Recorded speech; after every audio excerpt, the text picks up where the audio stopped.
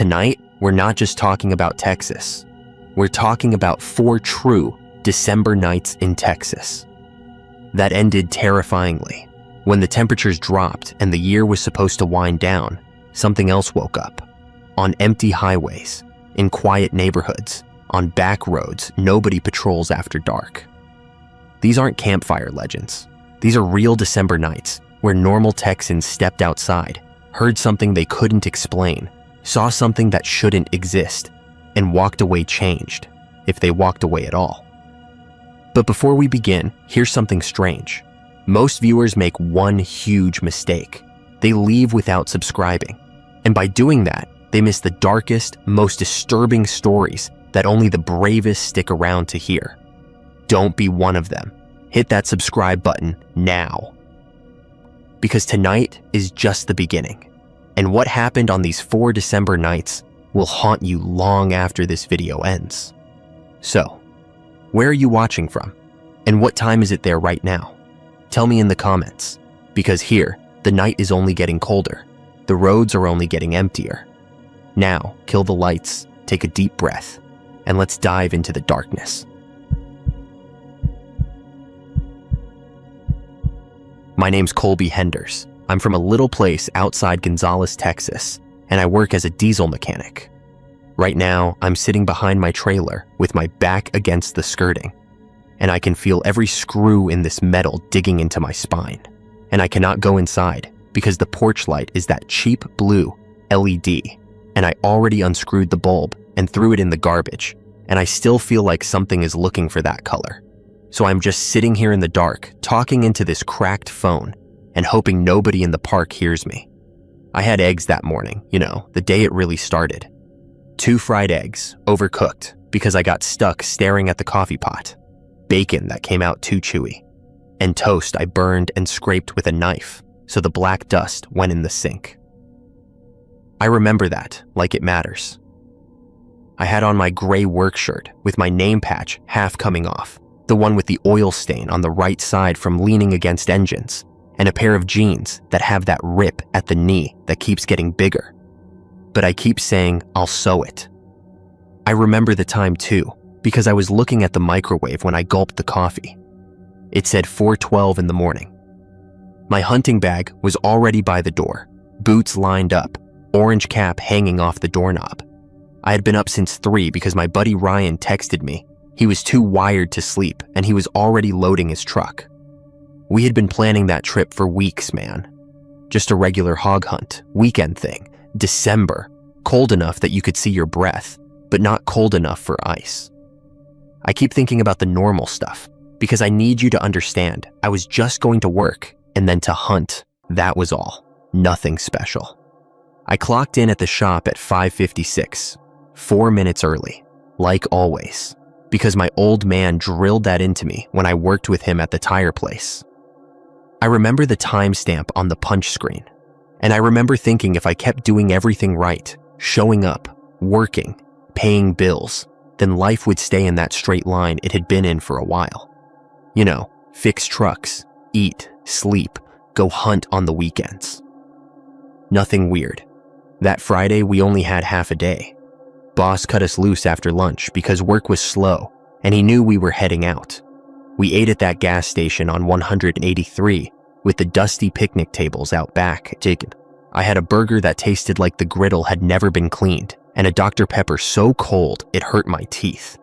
Ryan had those nasty heat lamp burritos and was already talking about how he was going to get the biggest hog and make fun of the rest of us. There was 4 of us going out there, me, Ryan, his cousin Miguel, and this older guy named Terry who knew the land.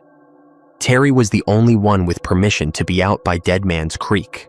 It was some family friend's lease, way past where the pavement ends, a spot where the creek bends back on itself, and there's a low crossing with concrete barriers on both sides. I had driven that way before during the day, but never all the way down to where we were going to camp. Ryan kept brushing crumbs off his camo hoodie, talking a mile a minute about the hogs tearing up his uncle's pasture, and Miguel just kept scrolling on his phone, showing us trail cam pics of hogs out at other spots.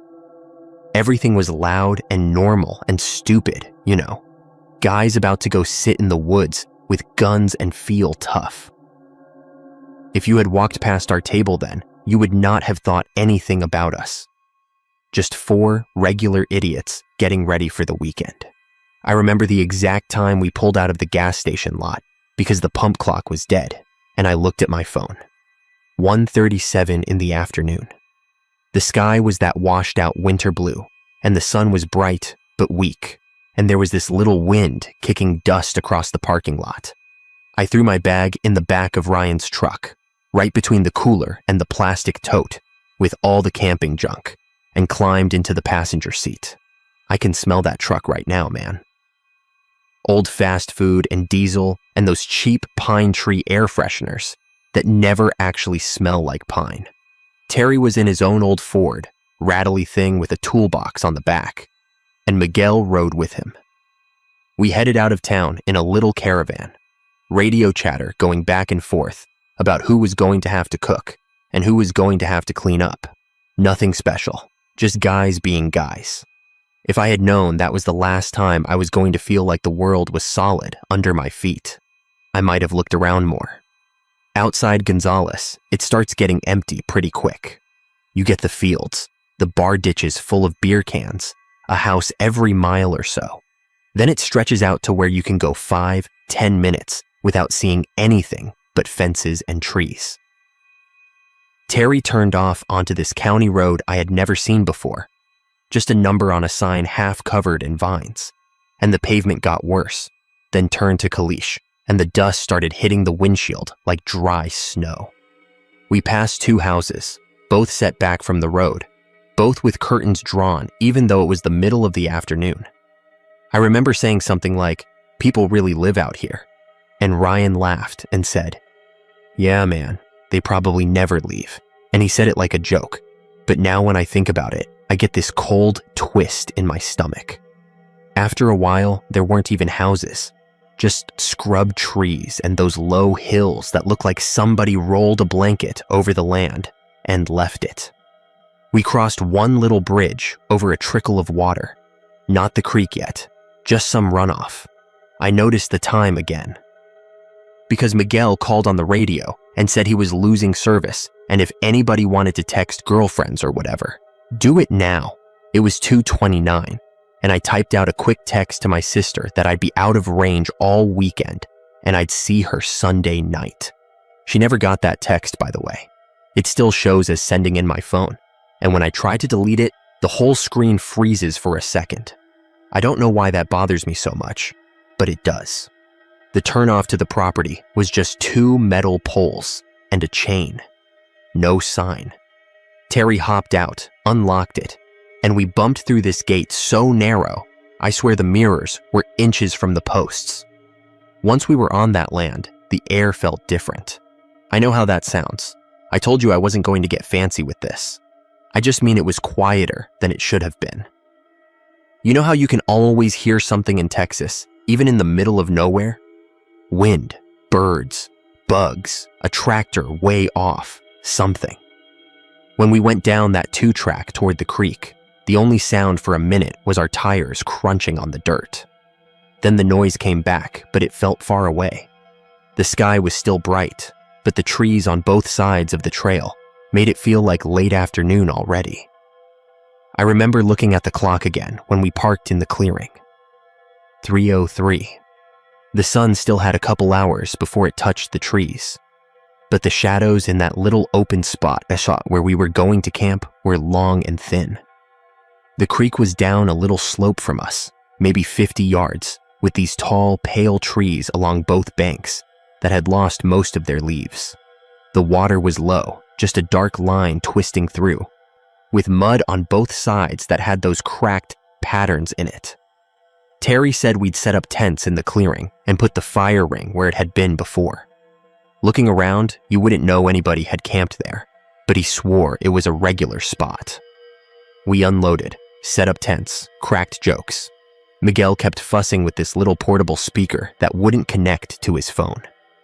Ryan was playing with a new flashlight he bought, shining it up into the trees even though it was still daylight. I kept looking toward the creek without meaning to. Something about the way the light hit the water down there made it hard to see the surface. It was like it swallowed the reflection instead of throwing it back. I told myself it was just the angle. Regular stuff happened for a while. We walked down to the creek, checked for hog sign, found some old tracks, some rooted up ground. Terry explained where the property lines were, which direction we could shoot, where some old blinds used to be. He said something like, "Nobody really uses this side anymore. They think the hogs moved further up, but there's still plenty coming through."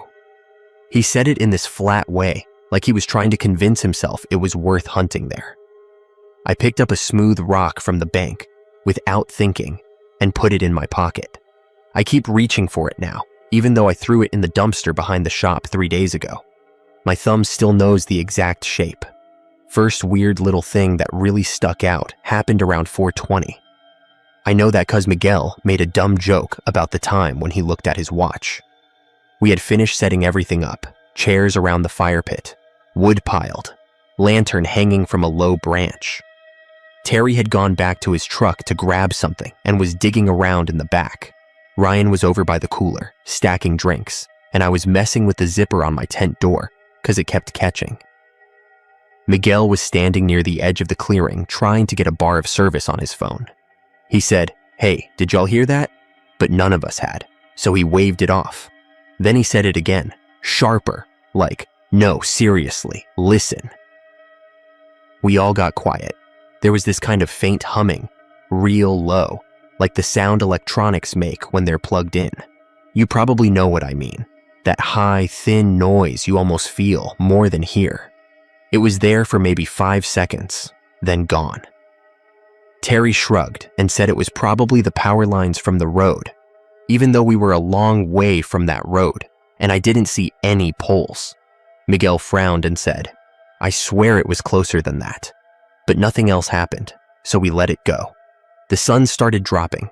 We ate early, just in case the hogs moved before dark. Ryan burned the sausages. The fire smelled like mesquite and lighter fluid. Miguel finally gave up on the speaker, and we just sat there listening to the fire crackle. Somebody told a story about some other hunt where a hog charged the truck. It was all the same kind of moment you've had 100 times if you've ever camped. I keep going over it, trying to find the exact second where I could say, "Here, this is where things bent." The best I can do is when Terry said, "We'll sit the creek crossing first, then split up if they don't show." He pointed at the low concrete lip where the road dipped down through the creek and said it like that spot was the center of everything. It was about then that I noticed I couldn't hear any frogs or bugs. Usually, near water, once the light starts going, everything down there comes alive with noise. It stayed quiet, not dead quiet like nothing, but just wind in the branches and the fire popping. I told myself, December, cold, that was all. Ryan handed me one of the little handheld radios and clipped the other to his vest. Terry kept one. Miguel kept one. We were going to spread out later. At that point, this was all still in the zone of normal. I need you to know that, so when I tell you what came after, you don't think I went out there looking for something. We walked down to the crossing about an hour before full dark. The sky was orange and pink over the trees, and the creek looked black under it. The concrete had these faded tire marks on it. On the far side, the road kept going up a little rise and around a bend. Terry said we weren't going past the crossing, not this trip, because the landowner had some other folks using the upper pasture and didn't want us mixing up shots. We set up 3 chairs right off the road, 2 on one side, 1 on the other, and we just sat there. Terry had his rifle across his lap. Ryan kept flicking his safety on and off. Miguel was fiddling with the zoom on his scope. I was just trying to settle my breathing, get that calm you need to sit still. The radio on my chest crackled once, just a hiss, even though nobody else was talking. Terry said the batteries were probably cheap and not to worry about it. The last little line of sun disappeared and we switched to the red lights on our headlamps. the ones that don't shine so bright. That's when the air started to feel thick. You know how around water, the cold can sink into you? But this was different. It felt like the air had weight, like when you walk into a room where a big argument just happened. Even if you didn't hear it, you can feel it. My skin got this tight feeling, like it was shrinking. I kept licking my lips because my mouth was dry.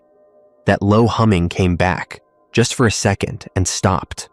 This time, it was strong enough that the plastic of the chair under me buzzed a little. I looked at Ryan, and he looked at me, and I could see in his face that he'd felt it too. Terry whispered, "Could be a transformer somewhere." And I wanted to say, "Where?" In the middle of this creek. But I didn't. The first time we saw the light, we thought it was nothing. I am telling you that straight. It was this pale blue thing, off in the trees on the far side of the creek, like somebody had a phone screen turned on and were walking behind the trunks. Just a glow moving slow, not bright like headlights. More like when you turn on a TV in a dark room and it shines on the walls. Miguel saw it first. He said, "There, you see that?" We all looked. It slid between 2 trees, then 3, then disappeared behind one. Came back out lower, like whoever was holding it had crouched. Ryan muttered, "Probably somebody else has a feeder out here and they're checking it." Terry shook his head and said, "Nobody else should be down here." His voice had that tight sound. The glow faded into the trees and was gone. For a minute, we just sat there. The radio on my chest popped again, like somebody bumping the button, but not talking. I said, "Anybody else down here?" half joking. And all 3 of their radios lit up like they'd received it, but nobody answered. Terry said, "What, you just said that?" And I said, "No, I was talking on the radio." And he said, "It never came through." At the same time, Miguel held up his radio and said his never made any sound. That's when my hands started to shake, just a little. I clenched my fingers to hide it. The second time the blue showed up, there were 2 of them. It was full dark by then, and the woods around us were just shapes. We could see the sky between the branches, stars starting to show. The fire back at camp was just a little glow through the trees up the slope. We were sitting in that heavy quiet, listening for hogs, and then, way back in the trees by the creek bend, 2 pale blue lights flicked on side by side. At first, I thought it was somebody's ATV, those weird underglow kits people put on, but they were too soft and too high off the ground. They drifted between the trunks, sometimes one going behind a tree while the other stayed in view, then coming back together. They stayed at about the height of a person's shoulders, but they weren't steady like a flashlight. It was more like something softly burning, but without any flicker. Ryan whispered, "Drones, man. Somebody's messing with us." And I grabbed that idea like it was a rope. I said, "Yeah, probably kids with drones, 'cause that made sense. Kids sneak onto land, fly drones, scare hunters, post videos later." Miguel pulled his phone out and tried to get video, but when he pointed it at the lights, the screen just showed black. Not grainy, not dim, just nothing. He cursed under his breath, then caught himself and looked over like he'd said a bad word in church. Terry said, "Landowner would have told me if there was anybody else out here," and his thumb kept rubbing the stock of his rifle in a slow circle. The lights moved closer, not in a straight line, but drifting. They would slip behind a tree, vanish, come out again closer to the creek, then higher, then lower. At one point, they lined up perfectly, one above the other like a colon, and that made my skin crawl because it was too exact. Ryan stood up without meaning to. His chair creaked. The lights froze. I mean that literally. One second they were drifting, the next they were just still, like someone hit pause. I stopped breathing.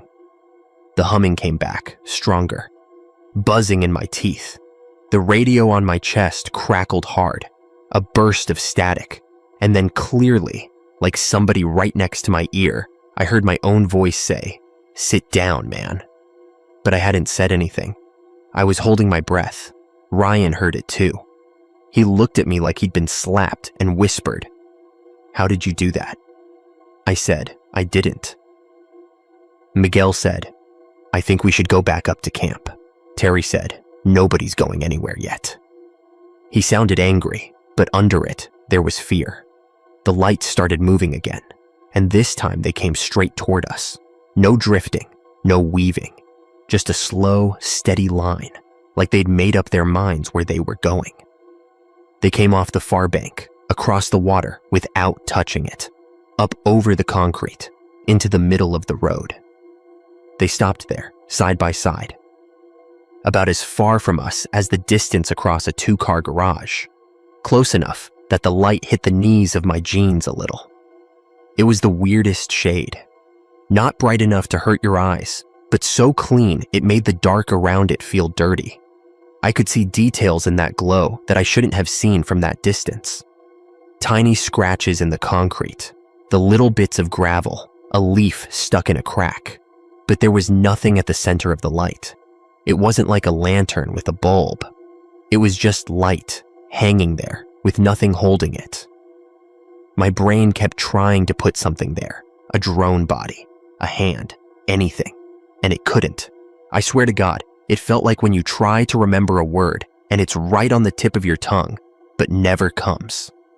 That's what looking at those things felt like. Ryan raised his rifle a little, not quite aiming, just lifting it. The blue on the road brightened a notch. The humming dug into my jaw. My heart was pounding in my ears. Terry said, "Don't, real quiet." Miguel had his phone up again, desperate, filming. He turned the screen toward me so I could see, and my stomach flipped. On his screen, there was nothing in the road, just dark. The concrete, the edge of the creek, our boots, but no lights. He slowly turned the phone left and right. On the screen, we were sitting in normal night, our headlamps off, no glow. But we could all see those lights with our eyes.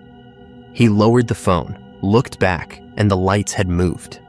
They were closer, maybe 10 feet closer. And now they weren't side by side.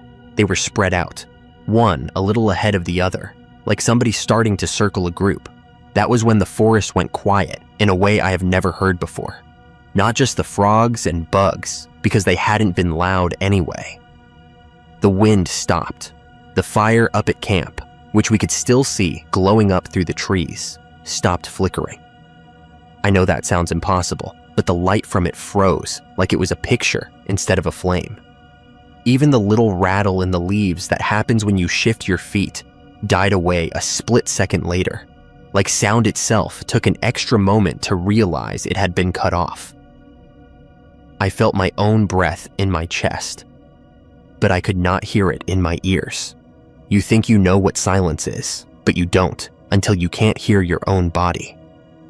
Ryan's lips were moving. I think he was saying something like, "Man, what is that?" But no sound came out. I saw his tongue forming the words and nothing. Miguel dropped his phone. It hit the concrete of the crossing with a sharp crack that should have echoed, and it was like watching a silent movie. The lights shifted again. They were on both sides of us now, one drifting to the left of our little cluster, one to the right, same distance, same height, like they were drawing a circle and we were at the center. The humming was there, but not in the air. It was in my teeth, my bones, that tiny buzz when you grab something electrical by accident. Terry tried to stand. His chair legs scraped the dirt, and I saw the grooves form, saw dust kick up, but heard nothing. He swayed, sat back down slowly, his eyes wide. His lips moved around a prayer. I could see the shape of certain words, and I knew what they were, but they may as well have been on mute. I tried to say, "Let's go back," but my throat clenched. I could feel my vocal cords straining and nothing came. I grabbed my radio and mashed the button, thinking maybe sound still worked through that. The little orange light came on. I said, "Camp, you there," then let go. It crackled. I heard myself say, "Yeah, we're all good, over," in my own voice, clear and calm. But I hadn't said that. Miguel's radio lit up at the same time, and he flinched like it burned him. Ryan looked at me accusingly, like I was pulling some prank, but there was no way. My finger was shaking so bad I could barely keep the button pressed. The lights kept moving, slow, like they had all the time in the world. They reached a point where they were perfectly behind us, one beyond Miguel's shoulder, one beyond Ryan's, and the humming peaked. The frozen glow of the campfire up the hill flickered once, like a skipped frame on a video, and suddenly sound slammed back into the world. It was like getting hit in the chest, the frogs screaming, the wind rushing, the fire popping, somebody gasping so loud I realized it was me. Terry shouted, "Up the hill, go," and that came out way too loud, like his voice was turned up to 10. We scrambled. I tripped over my own chair, fell on one knee, felt the pain sharp and bright. Ryan grabbed my sleeve and yanked me up. Miguel snatched his phone off the concrete without even looking at it. I couldn't stop myself from glancing back down the crossing as we stumbled toward the camp. The lights weren't on the road anymore. They were in the trees behind us, weaving between the trunks, keeping pace just out of the edge of our vision. Every time I turned my head, they slid behind something. They were not in the same place twice when I tried to look straight at them, but they were always there, just at the corner, just enough that my brain kept saying, "You saw that. You know you did." We hit the clearing like a bunch of scared kids. The fire looked normal again, burning with real movement, sparks popping. You would think we'd be relieved. We weren't. The normal felt fake. Terry spun around, rifle half raised, scanning the tree line. Nothing blue, just darkness and firelight. We were all talking at once. "Did you see that? What was that? How did it do that with the sound, man? I swear to God, did you hear your own voice on the radio?" Terry kept saying, calm down, we're not leaving, we're fine. Probably somebody messing with us." But his hands were shaking, and he kept looking at the path down to the creek, and then away from it, like he was afraid it would look back. We argued. Miguel said we should pack up and get out, right then. Ryan said it was probably some kind of new tech toy or something, and we'd feel stupid if we bailed. I was in the middle, saying maybe we just stay near the trucks, maybe we don't go back down tonight. Terry said we'd driven all the way out, and he wasn't backing out over some lights. He said it like that, like he didn't want to give them any more power by calling them what they felt like. We finally agreed, if you can call it that, to sit by the fire for a bit, calm down, and decide in an hour. If nothing else weird happened, we'd stay. I look back now, and I want to reach through time and grab my own shoulders and shake myself. That hour is where everything really went wrong. We sat in our camp chairs, not facing the fire like normal, but turned so we could see as much of the tree line as possible. Miguel clutched his phone like a talisman. Ryan kept adjusting his headlamp even though it was off. I had my radio in my hand and my gun leaning against my leg, safety on, finger nowhere near the trigger because I was scared of what I might do if I panicked. At first, nothing happened. The frogs kept their steady noise down at the creek. The wind rustled the leaves overhead. The fire burned low. You could almost pretend the creek crossing thing was just some shared freakout, like sometimes groups psych each other into seeing stuff. About 20 minutes in, I realized something simple that made my stomach drop. I hadn't heard a car on the distant road since we got to camp. Not one. Even out here, you usually get somebody driving by every half hour or so, the sound carrying through the trees. I listened hard. Nothing but our breathing, the fire, the frogs. No engines, no planes, not even a far-off dog barking. It was like the whole area had been pulled one step away from the rest of the world. I checked the time on my phone. 7:18. The battery had dropped 10% even though I hadn't used it. Miguel's phone, which should have still been half full, was suddenly at 20. He swore he charged it to 100 before he left town. He showed us the battery screen, where it displays usage. The graph was all wrong. It showed hours of screen-on time that hadn't happened yet, like it thought it had already been through the night. His hand started to shake so bad, he put the phone face down on the little folding table. Terry said, "Probably just the cold messing with them." His voice was hoarse. 10 minutes later, the humming came back. This time, it didn't fade in from nothing. It came on like someone flipped a switch, full strength, making the metal cups on the table rattle. The fire between us dimmed like it was being suffocated. I felt my teeth ache. Ryan said, "Man, no, not again." And before I could say anything, the light snapped into existence right at the edge of the clearing. One moment, it was just trees. Next, there was this pale blue ball, hanging there between two trunks. It was closer than it had ever been at the creek, maybe 20 feet from my chair.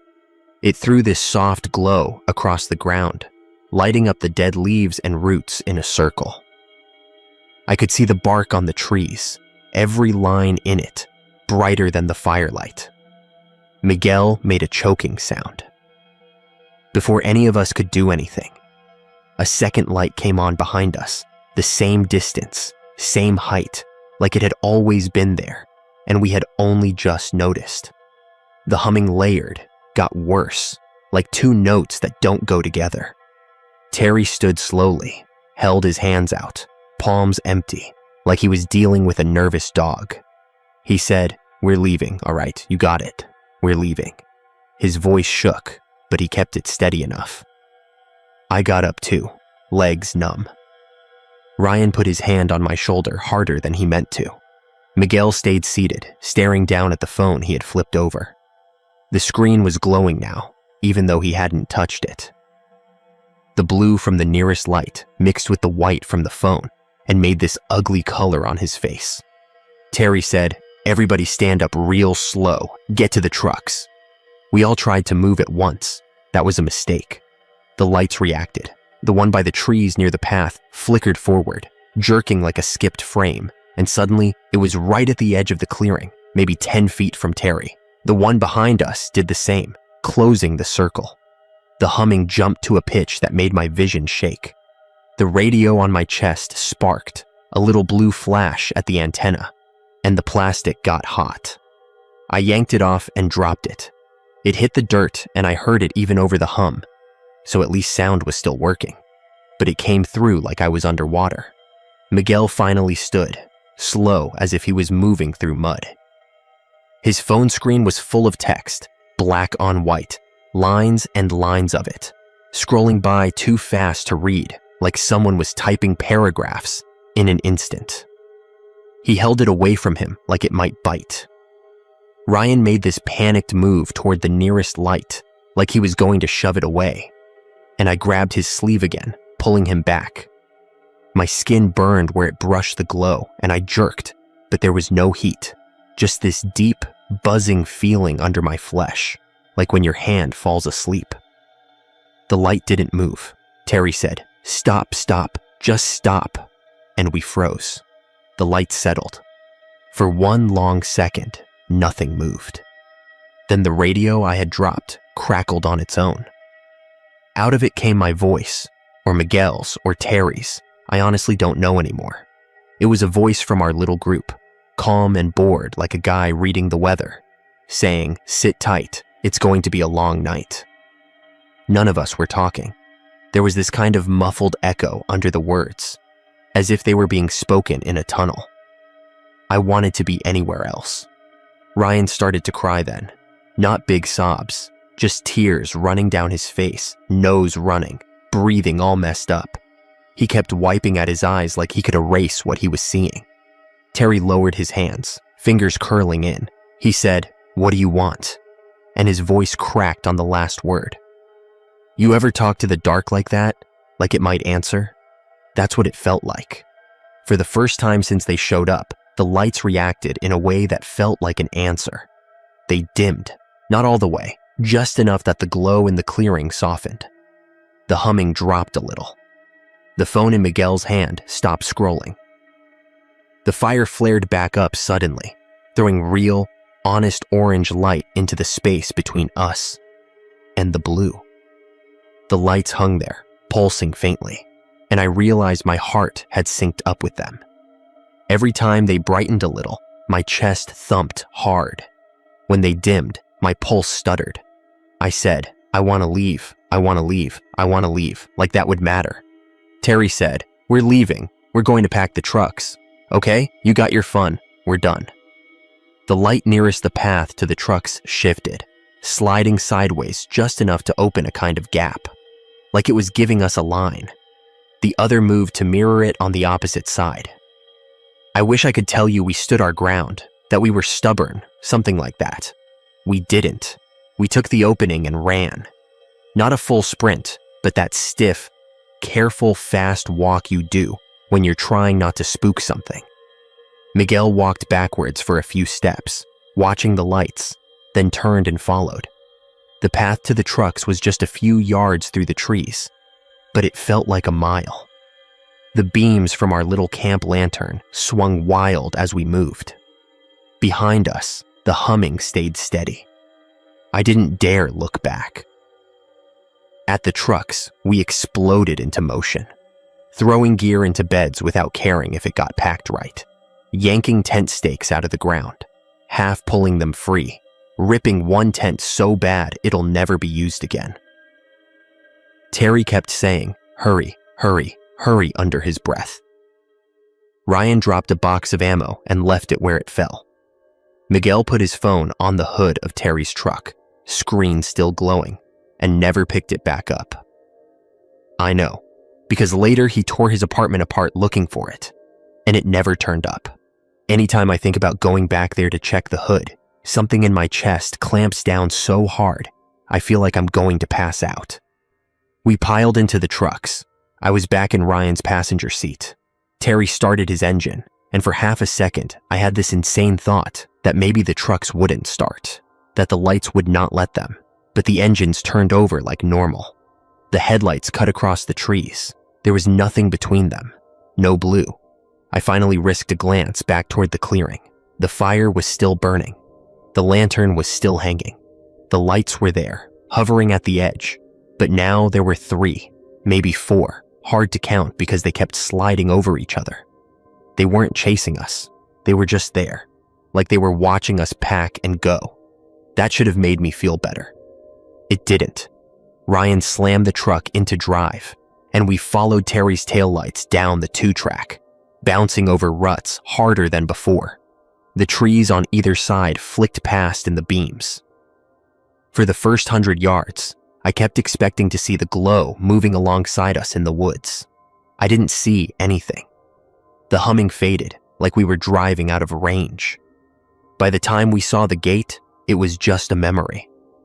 My shoulders started to relax, just a little. I looked at the clock, 7:22. My brain stalled. That wasn't possible. We'd been sitting by the fire for at least 40 minutes, arguing, listening to the night. Then the whole light show at the edge of camp. The creeping, the radio, the panic, the packing, the loading. That wasn't 4 minutes worth of time. It felt like hours. I thought my phone clock was messed up, but Ryan's dashboard said the same. 7:22. When I pulled my phone out, the lock screen said 7:22, Friday. Miguel's watch, when I leaned out the window at the gate and asked him, said 7:22. We had done all of that in 20 minutes, if that. Or time hadn't moved at the same speed it usually does. Or something took a chunk of it without asking. I don't know. Terry stopped long enough to lock the chain back across the posts. He fumbled the padlock twice before it clicked. The headlights made his shadow stretch across the road, thin and shaky. The whole time he was out of the truck, my skin crawled like we were exposed. When he finally climbed back in, we all breathed a little easier. We turned onto the county road and headed back toward town. Nobody talked for a while. The radio between the trucks was dead silent. No check-ins, no jokes, nothing. It was like we were all afraid if we opened our mouths, the wrong voice would come out. The first car we passed on the main highway, just some old sedan heading the other way, felt unreal, like spotting a wild animal in your living room. I watched its headlights go by in the side mirror and waited for something to happen, and nothing did. Just a car on a road. We dropped Miguel at his place first. He grabbed his bag, walked up to his front door without looking back. I found out later he slept with every light on in that little house for 2 weeks. Terry went home next, a tiny place on the edge of town with a busted porch step you always have to remember to skip. He waved once and went inside. Then it was just me and Ryan in the cab. The truck humming down the street toward my trailer park. He pulled into the gravel drive, put it in park, and just sat there with the engine running. We stared at the dashboard. The clock said 8:03. It was like the numbers were all that was holding the world in place. Finally, he said, "So, drones, right?" and laughed. It came out wrong, too high. I said, "Sure, man, kids with drones and some kind of sound thing." I tried to match his tone. He nodded too fast. "Yeah, some rich kids. Probably got cameras all over the place." We sat there for another minute. I could feel sweat drying on my back under my shirt, even though the night outside was cold. Ryan put it in reverse, then stopped again. He looked at me. His eyes were bloodshot. He said, "You heard yourself on the radio too, right?" I said, "Yeah." He nodded again, like he needed that confirmed. Then he said, okay, and backed out, driving away too quick. I went up to my trailer. The porch light was on, blue LED. I had never noticed that color before. It made the whole front of the place look like something on a crime show. I stood at the bottom of the 3 little steps, staring up, and for a second, I saw those lights again, hovering just off to the side of the porch, right where the yard meets the gravel, like they had followed me home and were waiting at the edge of my space. I blinked and they were gone. The humming wasn't, though. It was faint, but it was there. I went inside, turned on every light, the kitchen, the little living room, the bathroom, the bedroom. I turned on the TV and the radio, both at the same time, so there was a constant stream of human noise. I didn't even care what was on, some late-night talk show and some static-filled country station. I stood in the middle of my tiny living room and tried to breathe. My phone buzzed. It was a text from Miguel. Just 1 sentence. "My video is nothing." I typed back, "What do you mean?" He sent a short clip. It was 11 seconds long, labeled with the timestamp from when the lights were at the creek. I recognized the angle, the way the concrete looked, the trees. On the video, everything was dark. You could hear us breathing, hear somebody whispering something you couldn't quite make out. But the road was empty. No blue, no glow, just our voices and black. At the very end, as he lowered the phone, the frame tilted, and for 1/2 second, there was a flicker in the corner. Not a clear light, just a smear of color, the same shade of pale blue. Like the camera lens had almost caught up to what we were seeing and then lost it. I watched that clip over and over until my eyes hurt. The smear didn't get any clearer. It was like trying to grab smoke. I decided I wasn't going to sleep that night. I made coffee, sat at the little table by the window, stared out at the trailer park. The porch lights, the street lamp at the end of the row, the neighbor's TV glow flickering blue and white through their curtains. Normal stuff. Around midnight, my power went out for 3 seconds. Just 3. Everything clicked off. The TV, the radio, the lights. The trailer plunged into darkness. In those 3 seconds, the humming roared like a jet engine. It filled the space pressed against my eardrums, made my vision white out. I saw clearly, in that blank brightness behind my eyes, the creek crossing. The concrete, the water, the trees. There were 6 blue lights now, spaced evenly along the bank, all facing the spot where our chairs had been. Then the power snapped back. The lights flicked on, the TV blinked, the radio caught the song mid-note, and I was left gripping the edge of the table so hard my knuckles hurt. I checked my phone. No outage alerts from the power company. None of the neighbors even opened their doors. Either it had only hit my trailer or they were all asleep. The time was 12:03. I sat there until 3 in the morning, watching that window, waiting for something outside to glow. It didn't.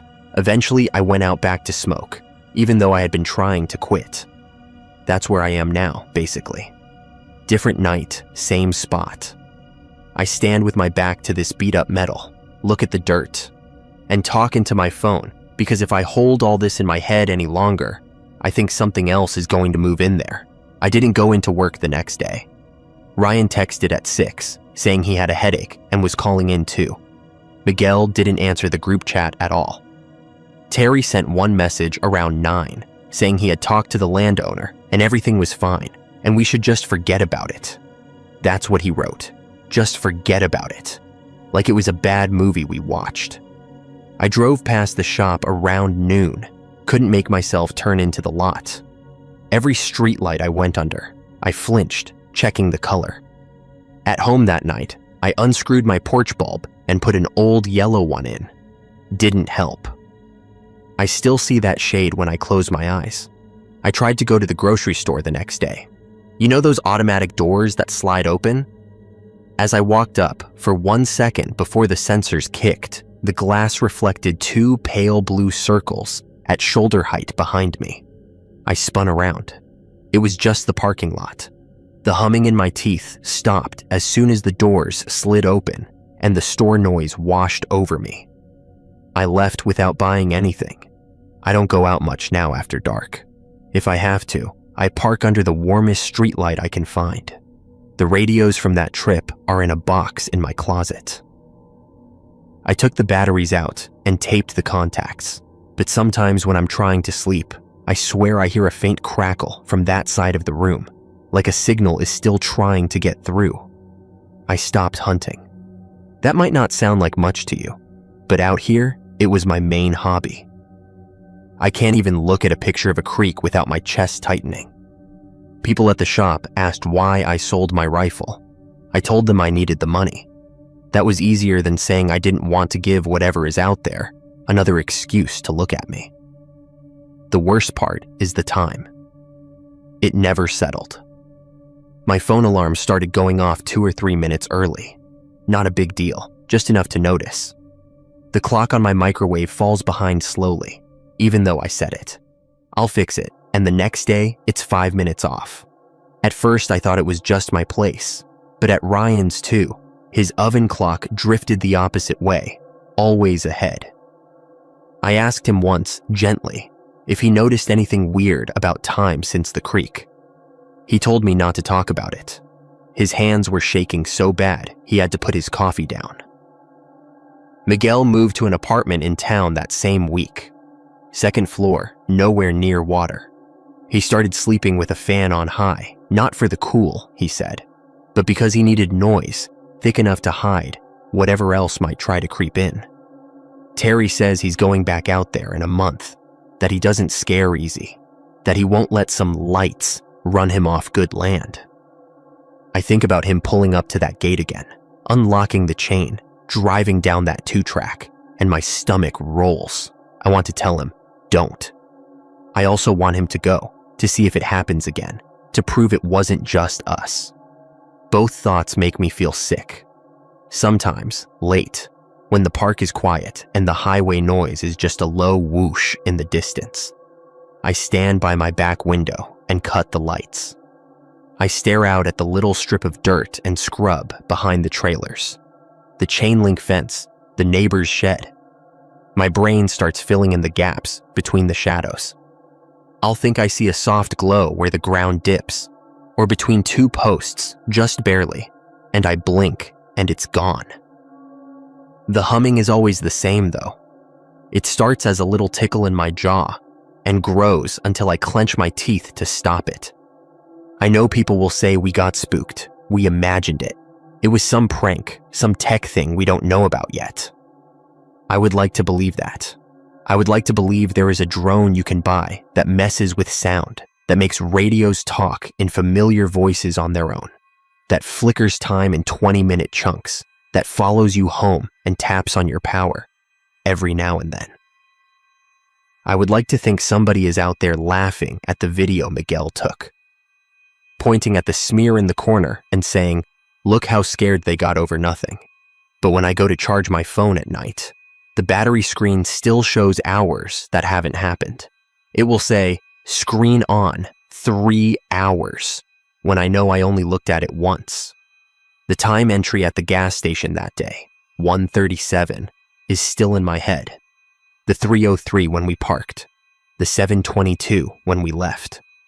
Those numbers feel like pins holding down a map that keeps wanting to curl up. I can't fix any of it. I can only tell you straight. We went out to Dead Man's Creek to hunt hogs.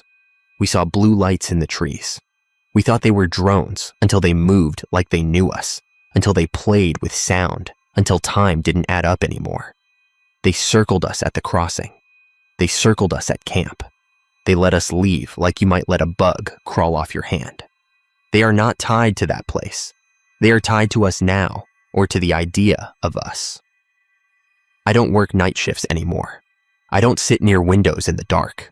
I flinch when any light flickers, and I unplug everything when storms roll through. Not because I'm afraid of lightning, but because I am afraid something will use the flicker as a doorway. That's why I'm out here behind my trailer at 3 in the morning, talking into this phone instead of sleeping. I keep thinking maybe if I pour this out, if I get every detail down, the times and the smells, and the way the dirt felt under my boots, I can pin it in place outside my head. Maybe then, when the power blinks, and the humming starts, and a pale blue glow shows up at the corner of my eye, I can tell myself it's just my imagination. I know better, but a man has to try something. So now you know. If you ever find yourself out on some forgotten Texas road, and you come to a low concrete crossing over a creek, and the water looks too dark, and the air feels too heavy, and your radio crackles with a voice that sounds like yours telling you everything is fine, turn around. Don't argue. Don't go to the camp. Don't tell yourself it's just kids with toys. Turn around and leave that place behind. If you don't, you might make it home like we did, sitting behind some trailer or in some small house, staring at your clocks, wondering why you can't trust time anymore, jumping every time the lights go out for 3 seconds, waiting to see if they come back on. My name's Randy Salinas. I'm from outside Nixon, down in Gonzales County, and I work as a cemetery groundskeeper, the kind of work where your hands stay cracked even when it's warm out, and your back starts hurting before lunch. And I need you to listen to me, man, because I have not slept right since that December, and every time I shut my eyes, I hear gravel move behind me again. So if my voice shakes, just ignore that and let me get this out before I change my mind. Because I keep thinking if I tell it all in one go, maybe it will stop following me. Even though deep down, I know it will not. Not now, not after what happened out there at Rest Hollow Memorial. That day started like nothing. That is the worst part. It was one of those cold December mornings we get every few years, where the air feels hard when you breathe, and the news keeps talking about another front coming down from the panhandle. And I remember exactly what I had for breakfast. Cold sausage colaches from the gas station from the night before, and the coffee that tastes like it sat on the burner all week. And I ate them standing by the sink because my kitchen table wobbles, and I kept thinking I needed to fix that. But money was tight, and I put on the same faded green work shirt with my name patch crooked on the pocket, and the same heavy brown jacket that has this wide gray stain on the right sleeve from when the mower hose burst one summer and sprayed wet dirt and fuel all over me. And that stain never came out, no matter how much I scrubbed it. It just settled in. And I looked at it that morning and thought, at least if it rains, I do not have to worry about ruining anything new. I clocked in at the little office by the gate at 2:58 p.m. I remember that because the old punch clock there always hits a minute early, and I liked seeing the 8 instead of the 9. Felt like I was getting away with something, even though it did not matter. And I signed the log like always, R. Salinas, swing tonight. Because we were doing those split shifts leading into Christmas. Lots of burials before the holidays. Lots of families wanting things neat. And the manager, Mr. Cates, He was leaning on the doorframe with his thermos, said, "You got the short straw, Randy. You get to stay through the night." And I shrugged and told him extra hours were fine. My girl was staying with her mama that week, so nobody was waiting on me at home. And back then, that felt normal to say. Now it feels like some kind of warning I missed. Rest Hollow sits a little out of town, off a 2-lane that turns to Caliche, and then to just packed dirt. And the actual cemetery is on a slight rise, not a hill, just a slow lift, with 3 main rows of newer graves. Then the older stones under the pecans toward the back, and then the far section where the ground dips and gets soft when it rains.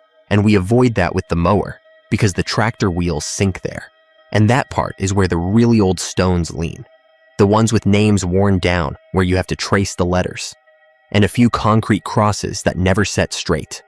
And beyond that, just scrub and a thin tree line where the land drops off toward a dry creek bed. And from that creek bed side, the wind comes in colder than from the road. I swear to God it does, like the air dragged itself through something before it got to you. We had one funeral at 4 that afternoon. Nothing strange about it. Small service, maybe 10 people, closed casket, older man. I stayed back by the truck and pretended to check the fuel on the mower while the pastor said his words, because that is what you do. You give them distance. And when they all left, I finished filling in the grave and smoothing it with the flat of the shovel. And my coworker Hector helped me set the green fake grass back over the fresh dirt to hold till the stone came in. And we talked about the game that weekend and about some sale at the feed store. Just regular talk. And if I had known that would be the last normal conversation I had at that job, I would maybe remember more of it. But it all runs together now. Just 2 guys talking about nothing while the sun slid down past the power lines. Around 5:30, Hector said his wife was texting him about the baby, and he wanted to get ahead of the ice they said might form on the overpasses. So he asked if I was good to handle the night watch alone. And I told him, yeah, of course, I had done nights before. We all took turns, and there is not much to it. Just stay available if the alarm company calls about the gate, or some teens slip in to drink. Maybe clear branches if the wind kicks up. And he clapped my shoulder and drove off, taillights bouncing on the ruts, and I watched his truck reach the road and turn right toward town. And that is when it got real quiet. The kind of quiet you only notice when another engine cuts off, and there is nothing left but the faint hum of the highway and the buzz in your own head. The temperature dropped fast after that. I could see my breath by 6, even before full dark. And the grass had that stiff feel when you step on it. Not frost yet, just the warning. And I remember thinking I should have brought better gloves because the leather ones I had were split in the palm and the cold got in easy. But it was too late, so I made myself a cup of fresh coffee in the office, logged the time, 6:12 p.m., and did a quick walk of the main lanes before the light was fully gone. Every graveyard has its own sounds. That is something you only learn if you stay long enough. And Rest Hollow has this little way the wind rattles the vase rings on certain rows, and not others. And the creek where the main gate chain drags if the hook is not set right, and the long, low groan from the big oak root that pshiss against the concrete curb by Section C when the temperature swings, and all that was there, all that was normal. And I walked with my flashlight off at first because my eyes were still adjusting, and I knew the paths, and the sky had that flat gray spread of cloud that reflects the town light just enough that you can make out shapes, and the stones looked like teeth in a big jaw. That is what I used to joke to Hector. Not a fancy metaphor or anything, just an ugly thought that stuck. But that night, they looked more solid than they ever had, standing hard against the cold. The first wrong thing was so small, I almost talked myself out of it right away. And maybe I should have kept doing that, but my brain keeps circling back to it now. Like that was the point I could have gone home if I had been smart.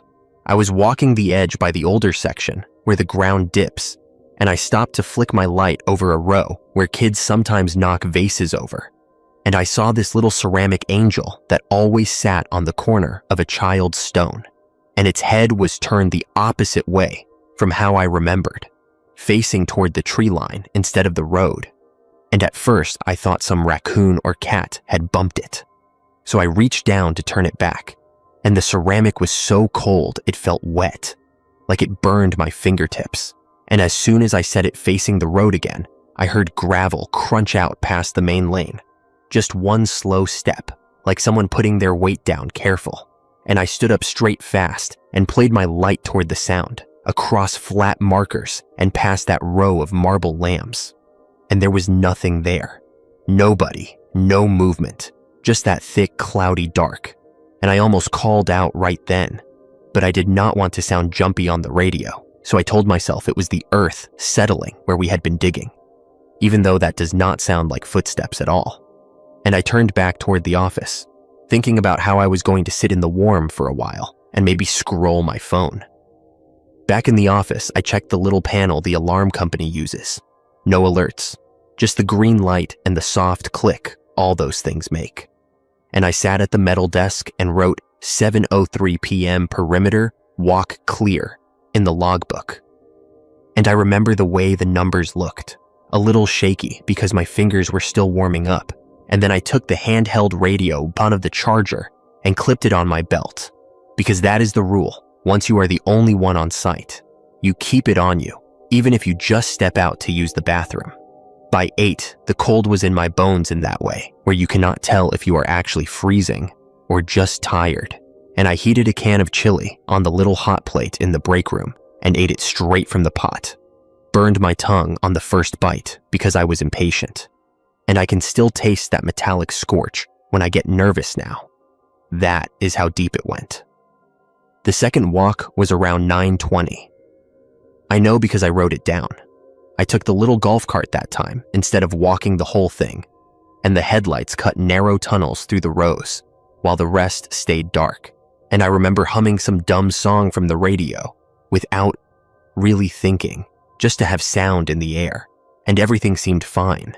Until I turned by section D, the older part under the pecans, and the cart tires crunching on the gravel lane suddenly sounded wrong, like they were rolling on glass instead of rock, higher and sharper.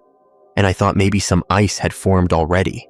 So I stopped and got down to check, and that is when I saw my breath puff out in the beam of the headlights, way thicker than before, like I was standing in a freezer. But my weather app had said we would not hit freezing until after midnight, and my phone still said it was 9:22 p.m., and the grass by my boots sparkled under the light, stiff and white. And I bent down and touched a blade, and it snapped clean in half between my fingers with no pressure, frozen solid. As I was crouched there, the radio at my hip clicked, just the little pop it makes when somebody presses to talk. And I felt this wave of comfort for a split second, because I thought it would be the alarm company checking in, or Mr. Cates calling to make a joke about me freezing out there. Anything to remind me I was not alone. And I stood up, reached for it, and it crackled alive with what I thought was static at first. But it had a pattern to it, like someone trying to talk through water. And then it cut off, just dead, no voice, no ID ping from the base. I pressed the button, said, "This is Randy at Rest Hollow. Go ahead," and let it go. And all I got back was that soft hiss and a popping sound. No human voice at all. And then the little signal light blinked red, twice, which usually means low battery, except this unit had just been in the charger, and the display still showed a full bar. I told myself maybe the cold messed with it, and I got back in the cart and headed toward the rear fence, telling myself I would swap radios when I got back to the office. The rear fence is where everything changed for real, I am telling you. That is where the night stopped acting like a night and started acting like something else. Back there, we have this service gate nobody uses except for equipment delivery. Just 2 chain link panels with a big padlock. And on the inside of it, in the gravel, you can always see the older tire tracks from the last time a hearse or truck came through, faint, overlapping.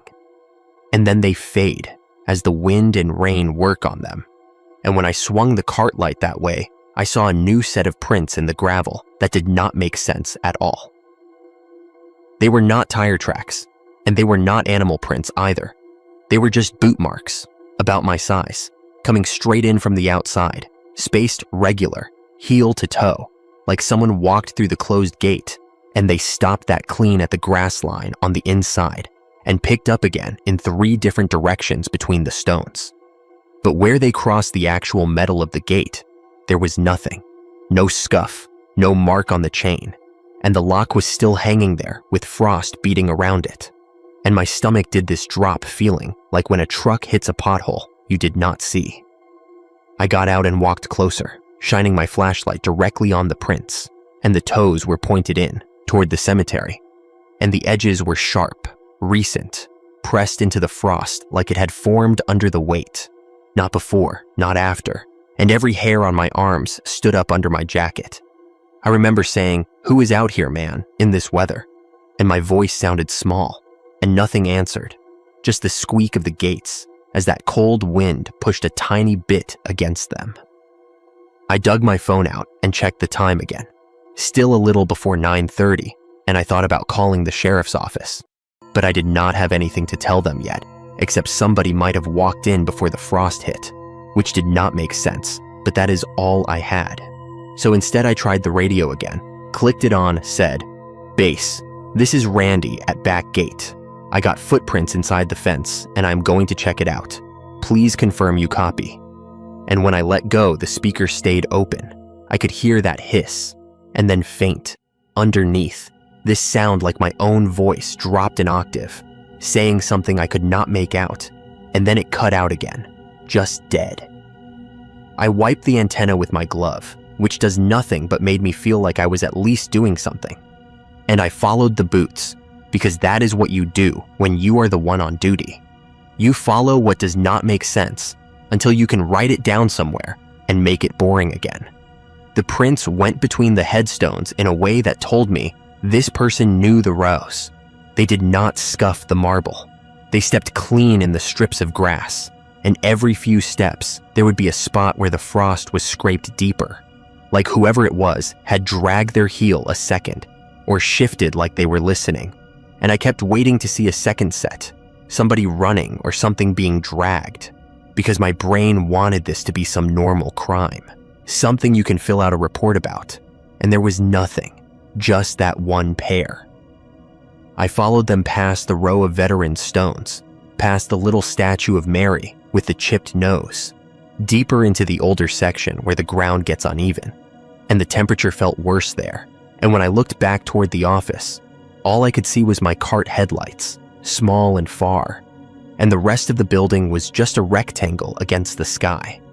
And I had this sudden feeling I had walked farther than I should have in the time that had passed, like the rows had stretched, but when I counted them, it checked out. Same numbers, same names. That is when I noticed the names were wrong. Not all of them, not even most of them, just one, then another, and then one more, but that was enough. I swung my light across a stone I have trimmed around every week for years, and the last name was right, but the first name was not, where it should have been Esther. In that neat carved script, my beam showed Randy, same spelling as mine, with the dates blurred under a streak of frost that had not melted anywhere else. And I blinked hard, wiped at it with my glove, and my glove came away wet and cold. And the letters underneath were Esther again, plain as day. I told myself I was tired, that is all, that I saw my own name where it was not. And I skipped that row and followed the footprints again, and then I swept the light over another stone and saw Salinas carved deep where a different family name should have been, just for a second. Before my hand shook and the beam moved, and when I jerked it back, it was the old name again, the one I have written on work orders plenty of times. And I said out loud, "No," and my voice sounded too loud there, bouncing off the stone, and I had this urge to apologize to the air. The boot prints ended at a double grave near the back corner, husband and wife, both gone in the 70s, and the stones are low, wide, with a little vase between them, and the vase always has plastic flowers from their daughter, who comes twice a year. Always the same pink ones. And those flowers were on the ground now, scattered to one side, and the vase itself was sitting right on the husband's name instead of in the holder, like someone had set it there on purpose. And the last boot marks were on either side of it, toes pointed in. Heels scuffed, like whoever stood there for a long time, and then nothing, not a single print leading away. And I turned in a full, slow circle, shining my light out in every direction. And there was no sign of anybody, not even farther off.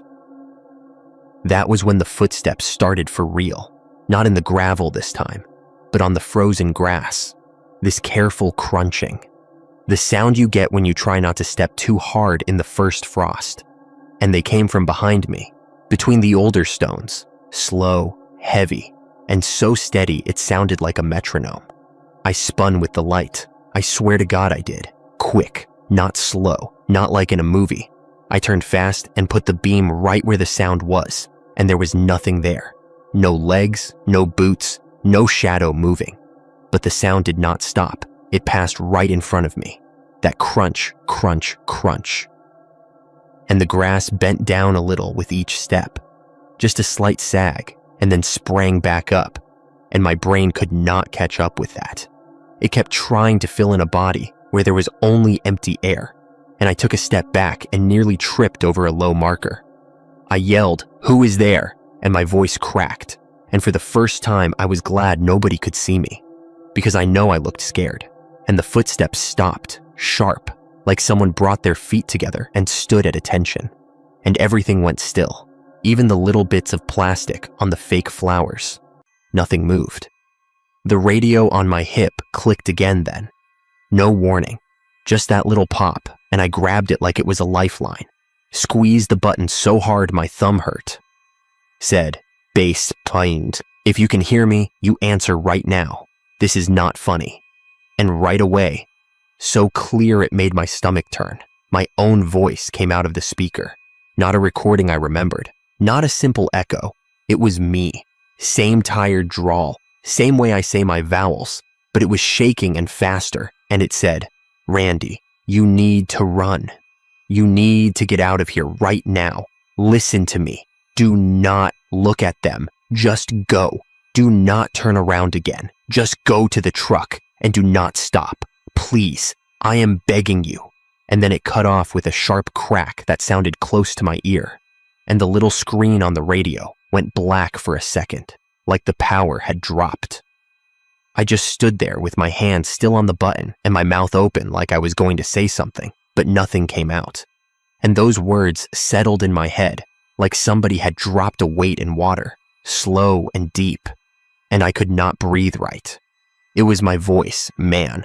It was exactly how I sound when I'm scared and trying not to show it. The way I talk when the doctor starts reading results. And there is no way the alarm company had a recording of me begging myself to run. They barely even use our names. I tried to tell myself it was some radio interference, somebody else on our frequency, some trucker messing around.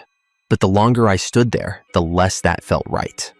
The air around me felt wrong too. The cold had this heavy quality.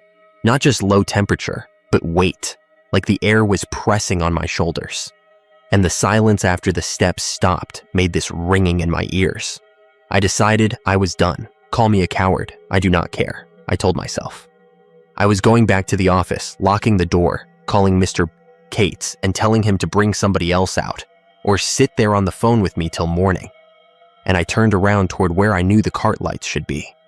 And for a second, my brain did this slide, because the layout in front of me was not what it was supposed to be. The rows were still there. The stones were still stones. But the lane I had driven up on was not where it should have been. It was shifted over, like somebody dragged a finger through the map and smeared it. And the office building lights that I should have seen as a faint glow in the distance were not there at all, just more stones, more dark. I checked my sense of direction, squinted at the tree line, tried to line up the tall oak that always frames the front gate. And it was not where my memory said it should be. It was off to the side. and the fences looked closer. I told myself it was just the way shadows played, how the clouds covered the town light, and I started walking anyway, picking a line between two big family plots that I knew led roughly toward the center. And with each step, the ground felt a little softer, not muddy, just less certain, and my boots left deeper marks in the frost than they should have. I kept my flashlight moving, and that is when I saw the first grave with no name at all. It was not a new burial, not one waiting for a stone. It was an old one, fully set, marble yellowed with age. But the face of it was smooth, no carving, no dates, nothing, just this blank slab catching the light.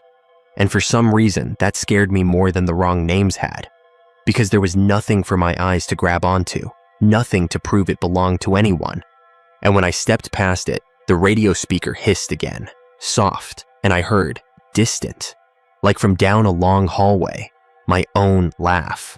Not from that night, but some old memory, the way I laugh when Hector makes a dumb joke. And it played for half a second and cut out. I told the radio to shut up then, out loud, like it was a person, and I turned the volume all the way down, but the little light kept blinking even with the sound off, steady, like a heartbeat. I do not know how long I walked, and that is not me being dramatic. I really do not, because my watch kept saying 10:07 p.m. every time I checked it, and the lock screen on my phone was stuck at 10:07 too, and the date at the top never moved, and no notifications came in, no service change, nothing, just that same glowing set of numbers. And every time I put it back in my pocket and took it out again, it was the same, 10:07 p.m. in bright white, and the battery never dropped either. I make a point now of telling people that detail because it is the one thing that makes me sure. I did not just fall asleep somewhere and dream all this.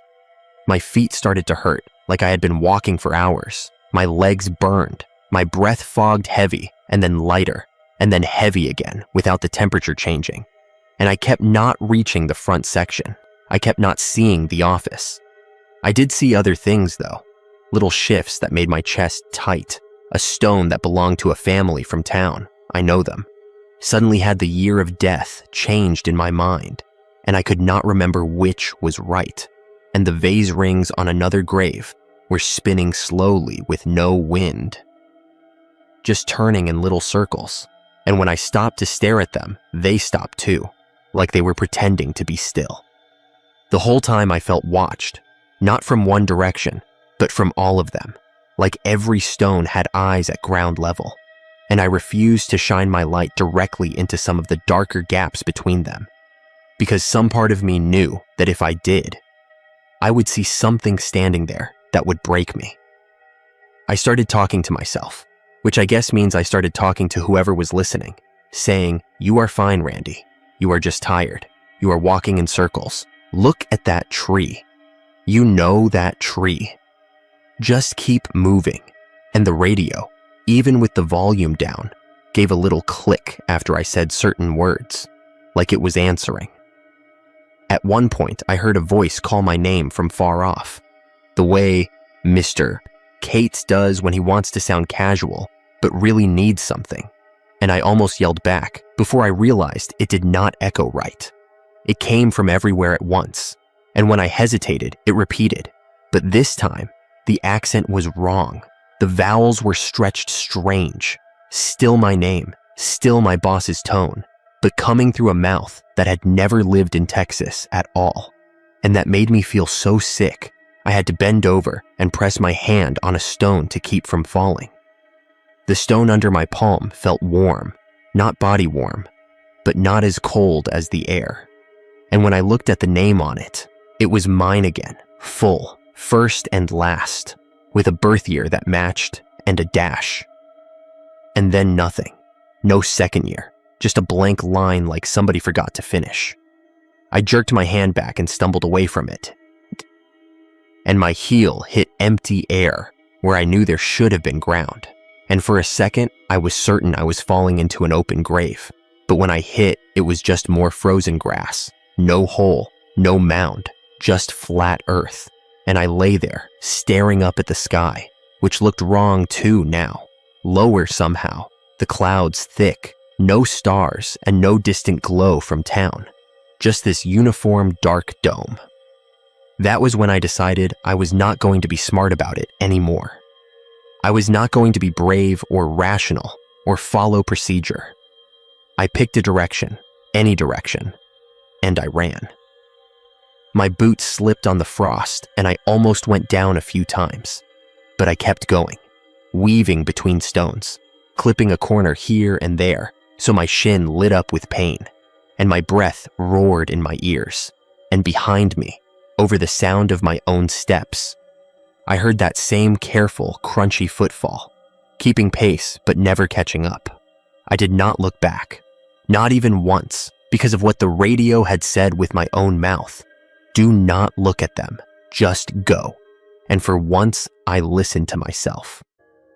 After what felt like way too long for a small cemetery, I saw light ahead, but not the yellow of the office windows.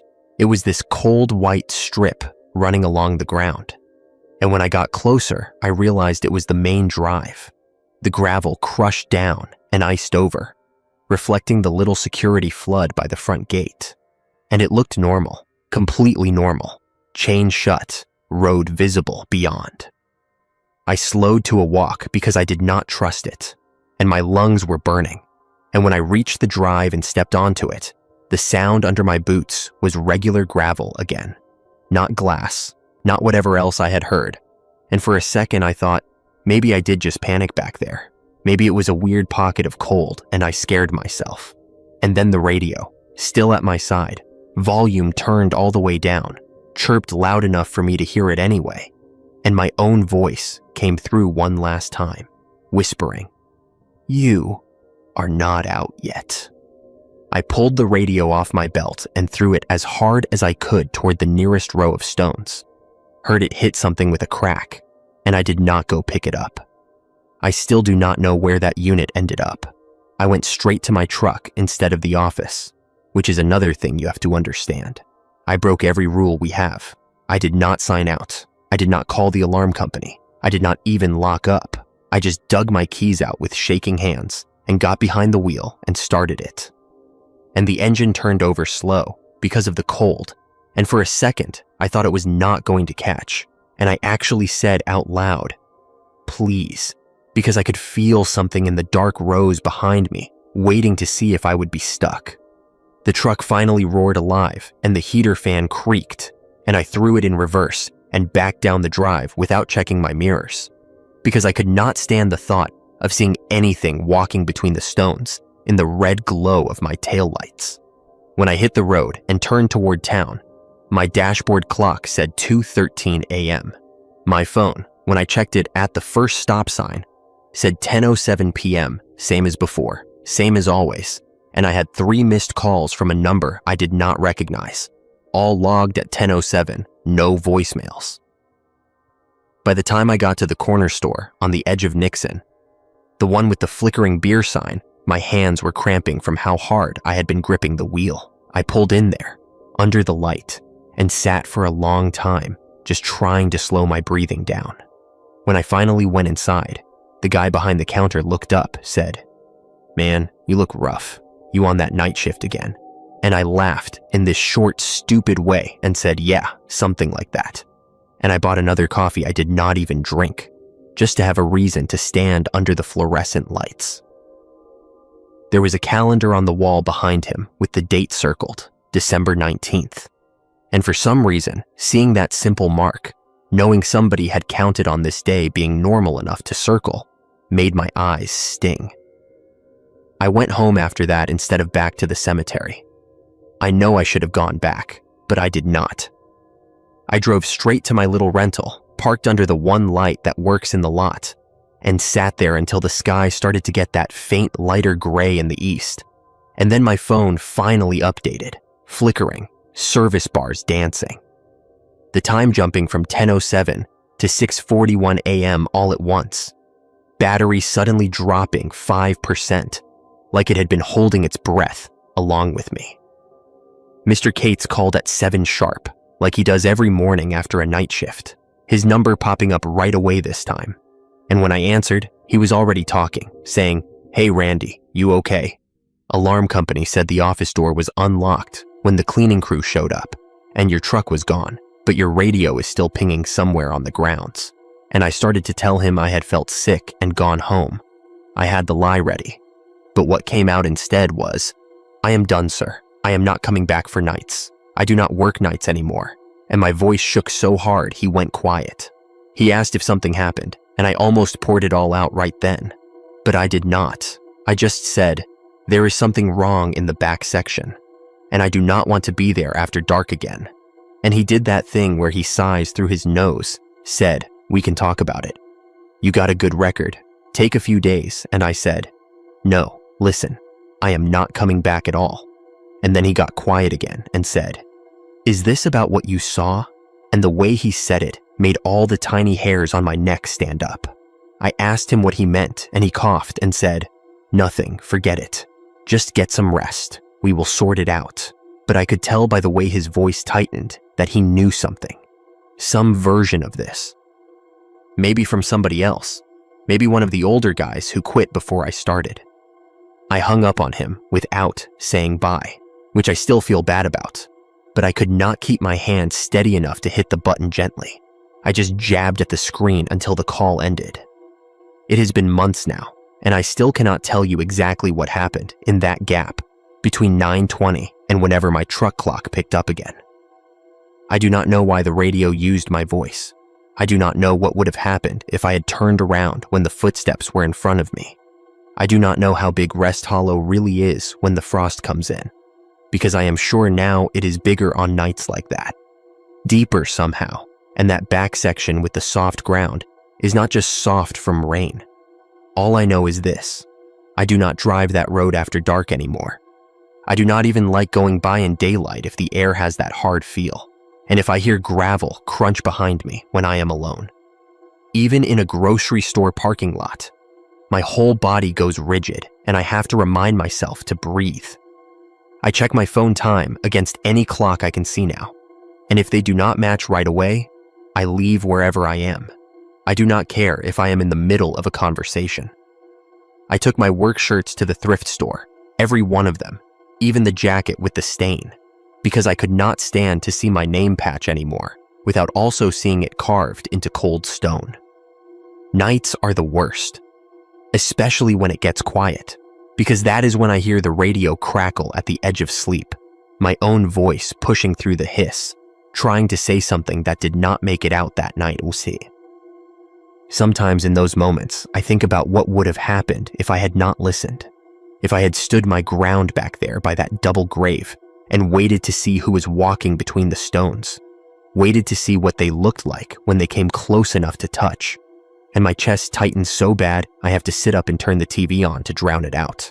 I know how this sounds, like some story somebody tells to scare new hires, but I'm telling you straight, man, I am not trying to impress you or spin anything. I was just doing my job. I had cold coffee, a stained jacket, a sore back, and a list of graves to check. And then the night stopped moving forward and started folding in on itself, and my own voice came out of a dead radio begging me to run. It did not feel supernatural when it was happening. You have to understand that. It felt practical. It felt like being in a building when the lights go out, and you know the backup generator is not going to kick on. Like some basic part of the world just failed and you are stuck in the gap. You can decide you do not believe me. I get that. I would not believe me either if I had not heard my own name carved into stone that did not have it before. If I had not seen those footprints start at a locked gate and end at nothing at all. I am recording this behind my trailer with my truck parked as close to the steps as I can get it. Keys already in my pocket, because even talking about it makes the night feel heavier. And if I hear that crunch of frost behind me, or my phone freezes at 10:07 again, I am getting in and driving until the sky looks different. People keep telling me to find a new job, something indoors, maybe warehouse work, maybe stocking at the grocery store, any honest job that will not put me alone outside at strange hours. But every time I fill out an application, I get to the part where it asks about previous employment, and I freeze, because I do not know how to write what I walked away from without sounding crazy. And if I write nothing, it looks like I have been sitting idle for years. So I do odd jobs. I mow lawns in town, but never near a churchyard.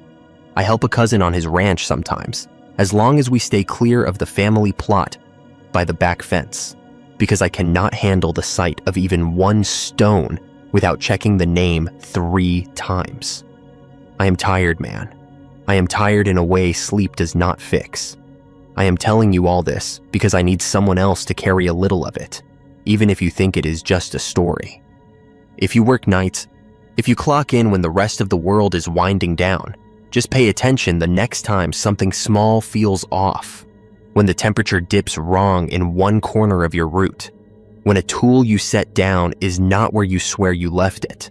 When your radio pops and nobody is supposed to be on the other end.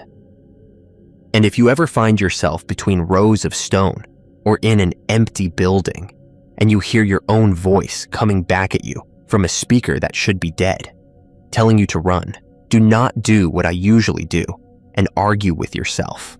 Do not stand there trying to be tough. Do not look behind you to prove there is nothing there. Just go. Get in your truck, your car, whatever you have.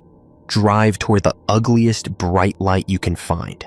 The kind they put over gas pumps. The kind that makes everything look flat and safe and boring. You can lose a job. You can lose a little pride. What that night tried to take from me was bigger than that, and I'm not even sure it did not succeed. I do not work cemetery nights anymore. I do not think that shift ever really ended. I just stepped away from it, and I keep feeling every time the air goes still that it is still waiting out there. The frost already forming on the grass. My radio still blinking somewhere under a stone. My own voice stuck in some loop I cannot hear, calling my name in a place where the time never moves past 10:07 p.m. My name's Casey Miller. I'm from just outside San Angelo, and I work as a long-haul delivery driver, mostly food and farm supplies. The kind of runs nobody brags about, but everybody needs. And I need you to listen to me. Because I am sitting out back of my trailer at 3 in the morning, and I am shaking so bad, I had to hold the phone with both hands twice to even start this. And I need to get it out before I lose my nerve again. Because if I wait until daylight, I will talk myself into believing it was nothing. And then I will end up back on that road, and I cannot do that.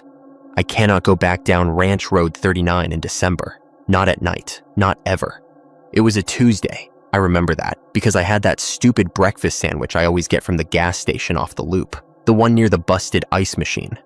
And the lady with the red hair kept scratching the lottery tickets while she rang me up.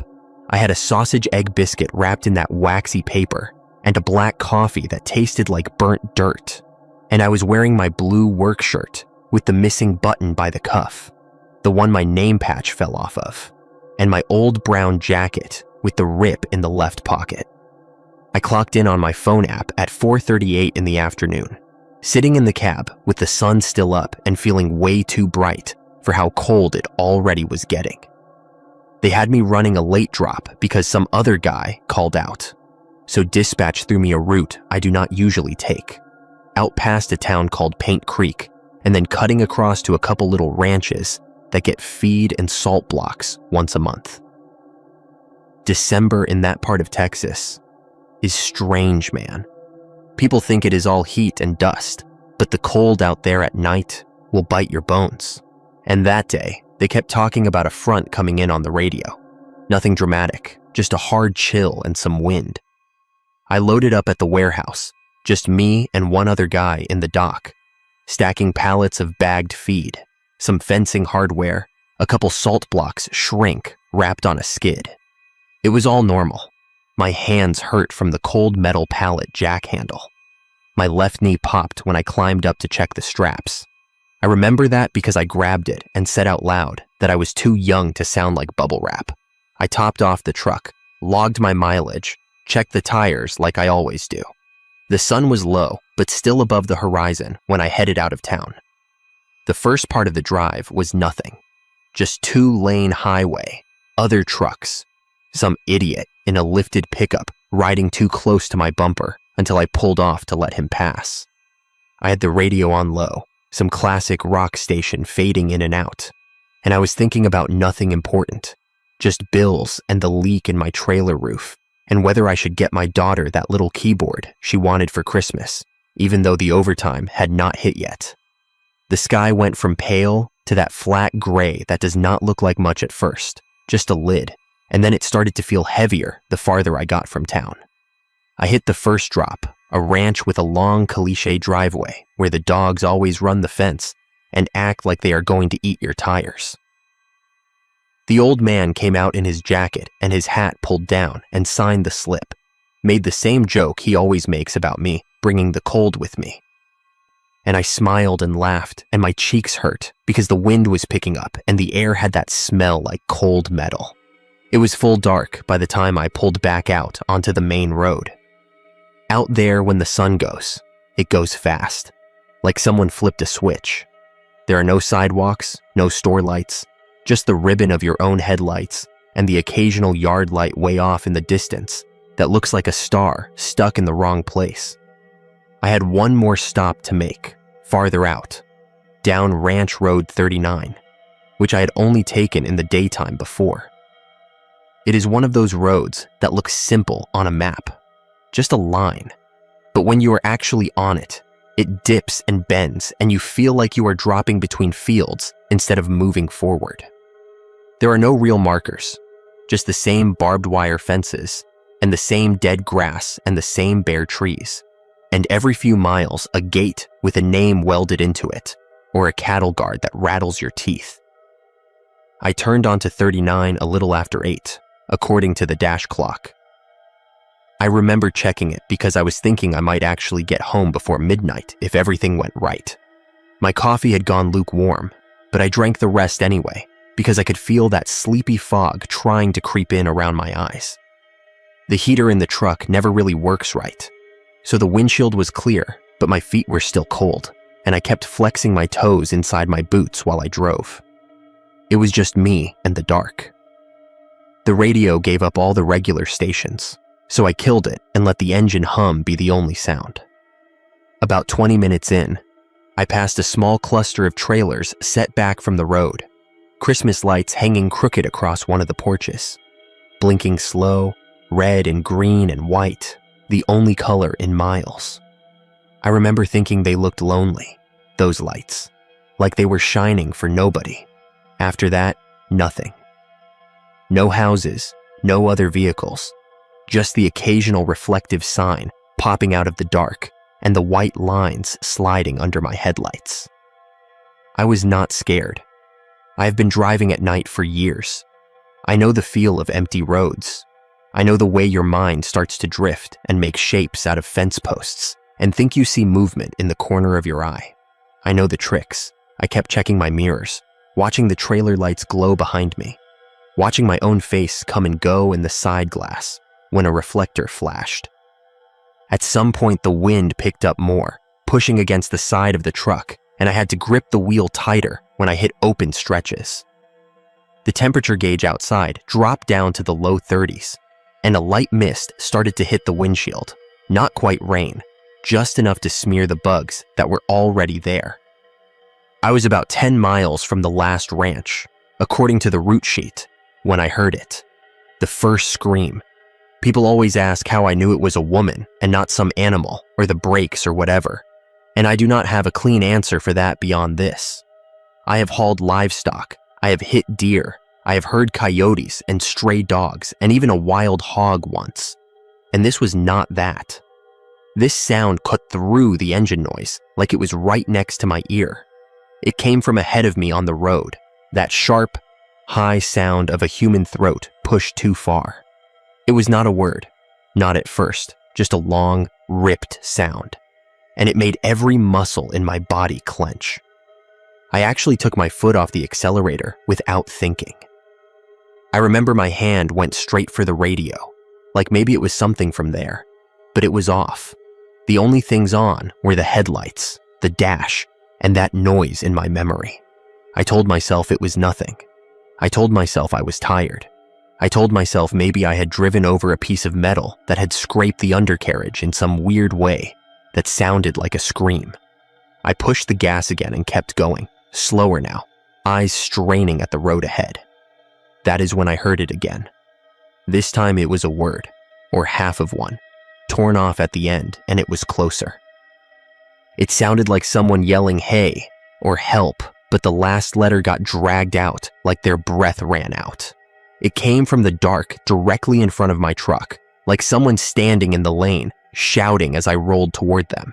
I hit the brake so hard, the back end rattled and something in the trailer shifted and thumped. The seatbelt locked across my chest, and I tasted that copper tang in my mouth, where I bit my tongue a little. My headlights washed over empty road. No car in a ditch, no figure on the shoulder, just the white line and the gray of the pavement and the grass on either side, bowing in the wind. I sat there idling in the middle of that road, heart pounding hard enough that I could feel it in my throat, waiting for a third scream, telling myself if I did not hear it again, I would chalk it up to my brain being fried from the long day. I heard it again.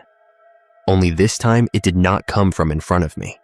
It came from underneath. I do not mean under like off to the side, like something down in a ditch. I mean directly below my feet, under the floor of the cab, under the frame, under the engine, like the road itself was a mouth, and the sound was pushing up through the metal. The whole pitch of it changed too, like I was hearing it through the truck instead of through the air. It was muffled and yet louder somehow, and I swear to you I felt it. A vibration in the pedals, in the steering wheel, in the seat under me. It was that same voice, that same size of sound, a grown woman, not a child, not a man, and this time she got all the way to the end of the word. Help. I am a lot of things, but I am not the kind of man who hears someone yelling for help and keeps on driving. That is what I told myself anyway, as I sat there frozen, because another part of me, the animal part that sits in the back of your head, was already screaming at me to stay in the truck, to put it in gear, to go, to get away from that spot of road as fast as my wheels would carry me. My fingers were locked around the wheel so tight they hurt. I remember talking out loud, like an idiot, saying it is just the brakes, man. It is just the springs. The cold is making the metal complain. That is all. You are jumpy. I clicked on my hazard lights, the cab filling with that slow orange blink, and reached for the flashlight I keep in the door pocket. My hands shook so bad I dropped it once. I told myself if I looked and there was nothing, I could go and not feel guilty later. I opened the door. The cold hit me like a slap, that wet kind of cold that goes right through denim. The wind grabbed the edge of the door, and I had to lean into it to keep it from swinging wider. The hazard lights ticked, the sound sharp inside the cab, but weirdly dull outside, eaten by the open space. The night smelled like dust and exhaust and something else, something like old water standing in a ditch. My boots hit the pavement, and it felt wrong under my feet, not because it was slippery or broken, just because I knew, down in my bones, I should not be standing there. I walked around the front of the truck, breath puffing in short little clouds, the beam of the flashlight shaking over the grill, the license plate, the chrome, all of it just a little wet from the mist. The headlights showed me the road stretching empty ahead, the white line glistening, the grass on the shoulders flattened by the wind. There was nobody, no car, no shapes, no animals. I told myself she must be in the ditch. Maybe she ran off the road and crawled down there, and I only heard her because she was screaming at the sound of my truck, begging me not to pass her by. That thought gave me enough of a push to keep moving. I stepped past the lights, my shadow long and thin and shaking like it was not attached right, and went to the edge of the pavement. The beams did not reach far down the embankment. I shone the flashlight down there, left and right. It was just dry grass and some low scrub and trash blown in from somewhere else. A plastic bag fluttered against a fence post. The wire hummed softly in the wind. I called out, "Ma'am, you all right? Do you need help?" My voice sounded too small in that big dark. I felt stupid calling her ma'am, like I was at the grocery store, but that is what came out. No answer. I called again, louder. Nothing. The only sounds were the tick of the hazards, the distant rustle of whatever brush there was, the low idle of the engine behind me. I was starting to think maybe I had done the right thing by stopping, that I could chalk it up to some weird noise and get moving, when she screamed again, right under my boots. It hit so hard my knees almost gave. The sound came up through the soles of my feet, up into my legs, like the asphalt itself had opened up and let it through. Not ahead, not behind, not in the ditch, under. The word help twisted into something raw halfway through, like whoever it was had taken a breath and the ground had stolen the rest of it. My flashlight dropped, clattering on the pavement and rolling a little, the beam spinning wild.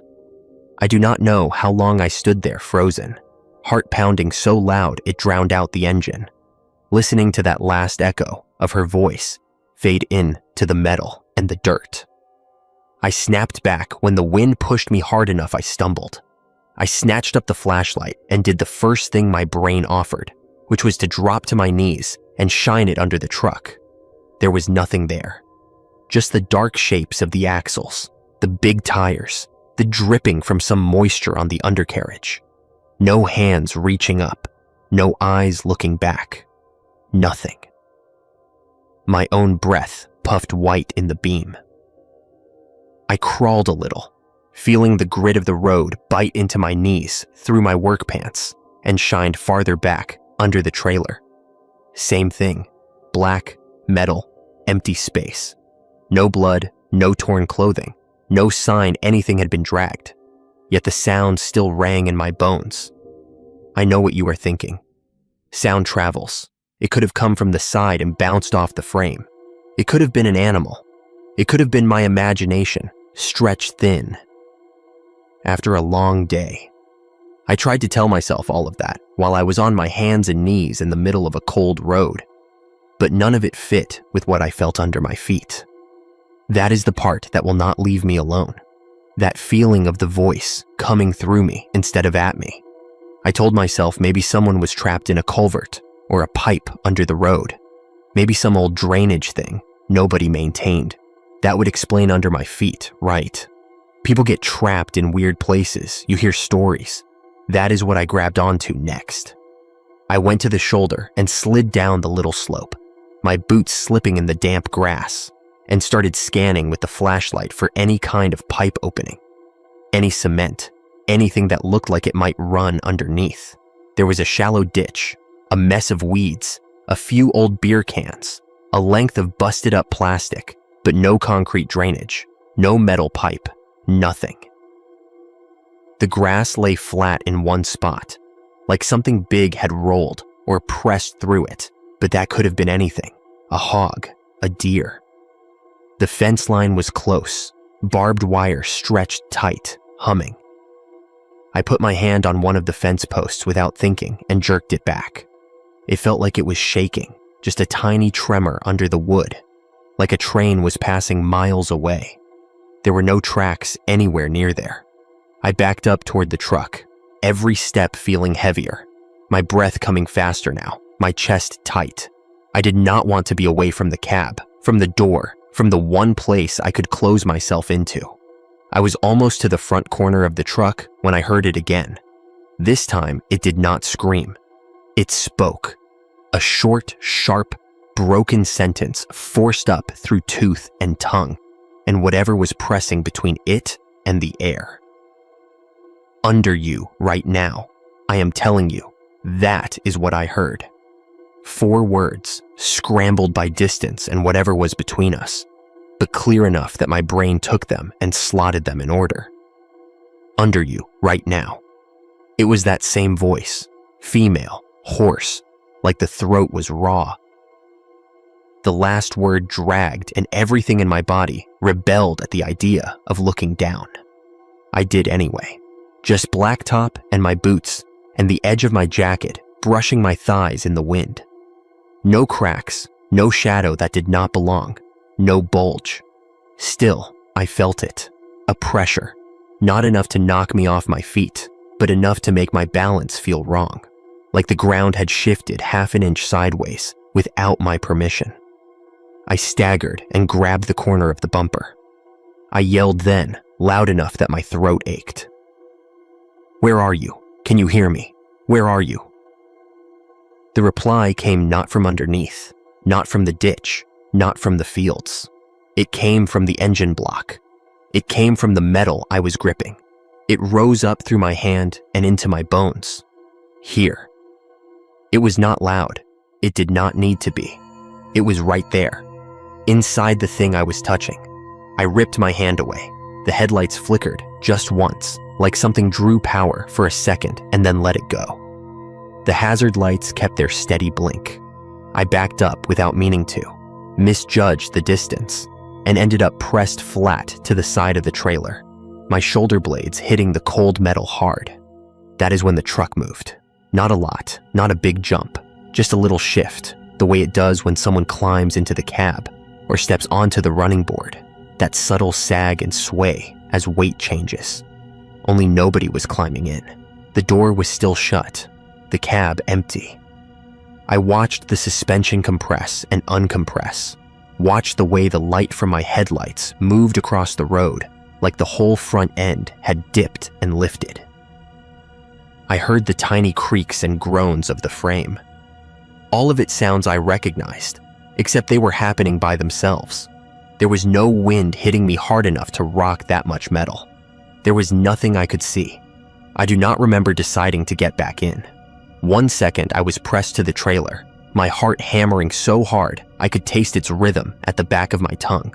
And the next second, I was half stumbling, half running around the front, yanking the door open so fast it swung wide, grabbing the handle above the window and hauling myself up. The moment my boots left the ground, the sound came again. That voice, right in the soles of my feet, where they had just been. Wait, that is what it said. Just that. Wait. Like a command and a plea stuck together. I slammed the door.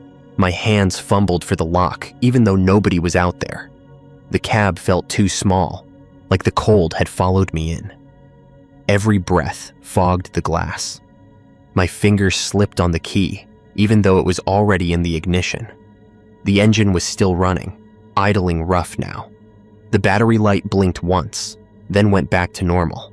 I threw it into drive. For a second, the truck did not move. The engine revved, the RPMs climbed, but there was a hesitation, like something was holding it. I pressed the pedal harder, my foot shaking. There was a feeling like rolling over a speed bump you cannot see, that little lift and drop. But the road in front of me was flat. Then I was moving. The voice did not scream. It did not yell. It did not curse me. It just kept talking in that ruined whisper, riding up through the pedals and the seat, so close to my body that I could not pretend it was coming from anywhere but inside the machine. It said things I wish I could forget in the same way I wish I had never heard them in the first place. It described the texture of the dark beneath the road. It named the exact weight of the last truck that had passed over. It listed stretches of that asphalt like it knew them as rooms in a house. It told me how long it had been down there by counting off winters, and that number did not match how long that road has officially existed. I know, because I looked it up after. It said more, things I do not want to repeat. Things about the way the ground remembers every step, every skid, every impact, and how some of them do not stop at the surface. The words came out broken, missing pieces like static, but my brain filled in enough that I understood. I drove faster than I should have, the trailer swaying, my knuckles white on the wheel. Every instinct I had screamed at me to get off that road, to get back to a highway with other cars and streetlights and people, because the farther I went between those fences, with nothing but black on either side, the more I felt like the road itself was a thing I had climbed onto, and now it was tightening around me. The voice followed the whole time, sometimes clear enough. I could have written the sentences down, sometimes just a feeling of shapes pushing against the inside of the cab. Twice, I almost stopped to throw myself out of the truck onto the shoulder and take my chances on foot, but each time I felt that little sagging movement under the wheels, like something was tracking along, matching my speed, and the idea of stepping down onto the surface it was using kept me glued to the seat. I do not remember making the turn up the ranch drive. 1 second, I was on that endless stretch of blacktop with the white lines sliding under me. The next second, the reflectors of a gate were flashing past, and the tires were crunching over caliche. The voice cut off right at the property line. It did not fade. It stopped. Like somebody threw a switch. The absence of it was almost worse. My ears rang in the quiet, my breath loud in that little space. My whole body felt like it was still vibrating, the way you feel in your legs hours after you get off a boat. The porch light was on at the ranch house. A dog barked. It sounded normal, and I almost cried with relief at how normal it sounded. The rancher came out in a thick jacket, hat pulled down, flashlight in his hand. He waved, then stopped halfway to the truck and looked at me longer than made sense, like something about the way I was sitting in the cab registered as wrong. "You all right there?" he asked, voice slow, cautious. "You look like you've seen something bad." I opened my mouth to say, "Yeah, long day, just tired, you know how it is." Instead, what came out was, "Did you pave this road recently?" It was such a stupid question, I almost laughed, but my throat tightened and the sound stuck. He frowned and shook his head. "That old strip. No, sir, state does nothing for us out here unless they have to. Been the same patch job for years. Why, you hit something." I climbed down, out of the cab, on legs that felt like rubber. The air out there felt different somehow, even though it was just as cold. It did not feel like a lid pressed down. It felt like regular open space. I looked back toward the entrance, but you cannot see the main road from the house, just the line of fence posts and the tops of some trees. I wanted to tell him everything, right then, to say there is something wrong with that road. There is something under it that talks. You need to call someone. Instead, I heard myself say, "I think I heard someone out there yelling. Might be a wreck or someone hurt." He watched me for a long second, then nodded and pulled out his phone. "I will call the sheriff," he said. "They can run a check. You want to hang while I do paperwork, or you need to get back?" I should have stayed. I should have waited, gone back with someone else, watched them drive that stretch in a normal car and see if anything happened. I should have forced myself to stand on that dirt and feel the difference. I did not. The thought of turning around and putting my tires back on 39 made my stomach twist. I told him I needed to get back to town before the roads iced. He looked at the sky and nodded again, said, "Yeah, that front is blowing in fast. Better not play with it." He signed my slip with a hand that did not shake at all. Mine did. I did the drop. I drove away. I took the long way back, added almost an hour to my return, rather than go within a mile of that stretch again. Dispatch yelled at me over the phone about wasted fuel and time. I let them. I went home. I sat on the edge of my bathtub with the shower running as hot as it would go, and my jacket still on because I could not make myself move fast enough to undress. And I listened to the pipes rattle and the water hit the tile, and waited for a voice to rise up through the floor. It did not.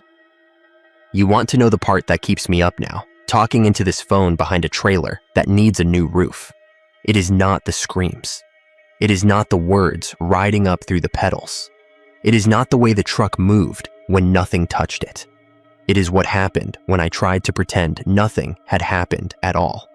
2 days later, after I had called in sick once, I went back to work.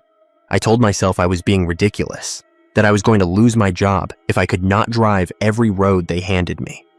I told myself maybe there had been a real woman out there in some ditch, and maybe the sheriff found her and took care of it, and that was the end. I did not call the county. I did not look up accident reports. I did not want answers that might hold a shape I could not unsee. I just tried to move on. I took local routes for a bit.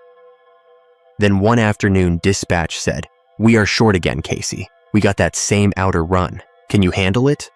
"You already know it." I heard myself say, "Sure." The route on the sheet was the same. Times, stops, everything. The last ranch was still the one on 39. My hand shook when I took the paper, but I folded it like nothing was wrong. I drove the first part. Each mile marker brought that road closer. The sky was clear this time, the sun still high. I thought maybe daylight would make it different. When I got to the turn for 39 though, my hands would not move the wheel. I slowed, signal on, and then I drove past. I took the next cut across, the paved farm road that adds 40 minutes. I did not think about it. I just did it. When I checked the rear view, there was a car behind me already turning onto 39, a white sedan, some little thing. The driver had their arm out the window, hand loose, fingers drumming on the door like they were listening to music. I watched them disappear down the lane I would not take. My throat closed up. My chest hurt. I pulled over on the shoulder and sat there with the engine running and my hazard lights flashing, just like that night, and I realized my body had made my decision for me. I could not go back, not even in daylight. I told dispatch later that there was construction, that the road was closed. They did not check. They just grumbled and reassigned the route. I thought that would be the end. A week went by. Then I started hearing it again.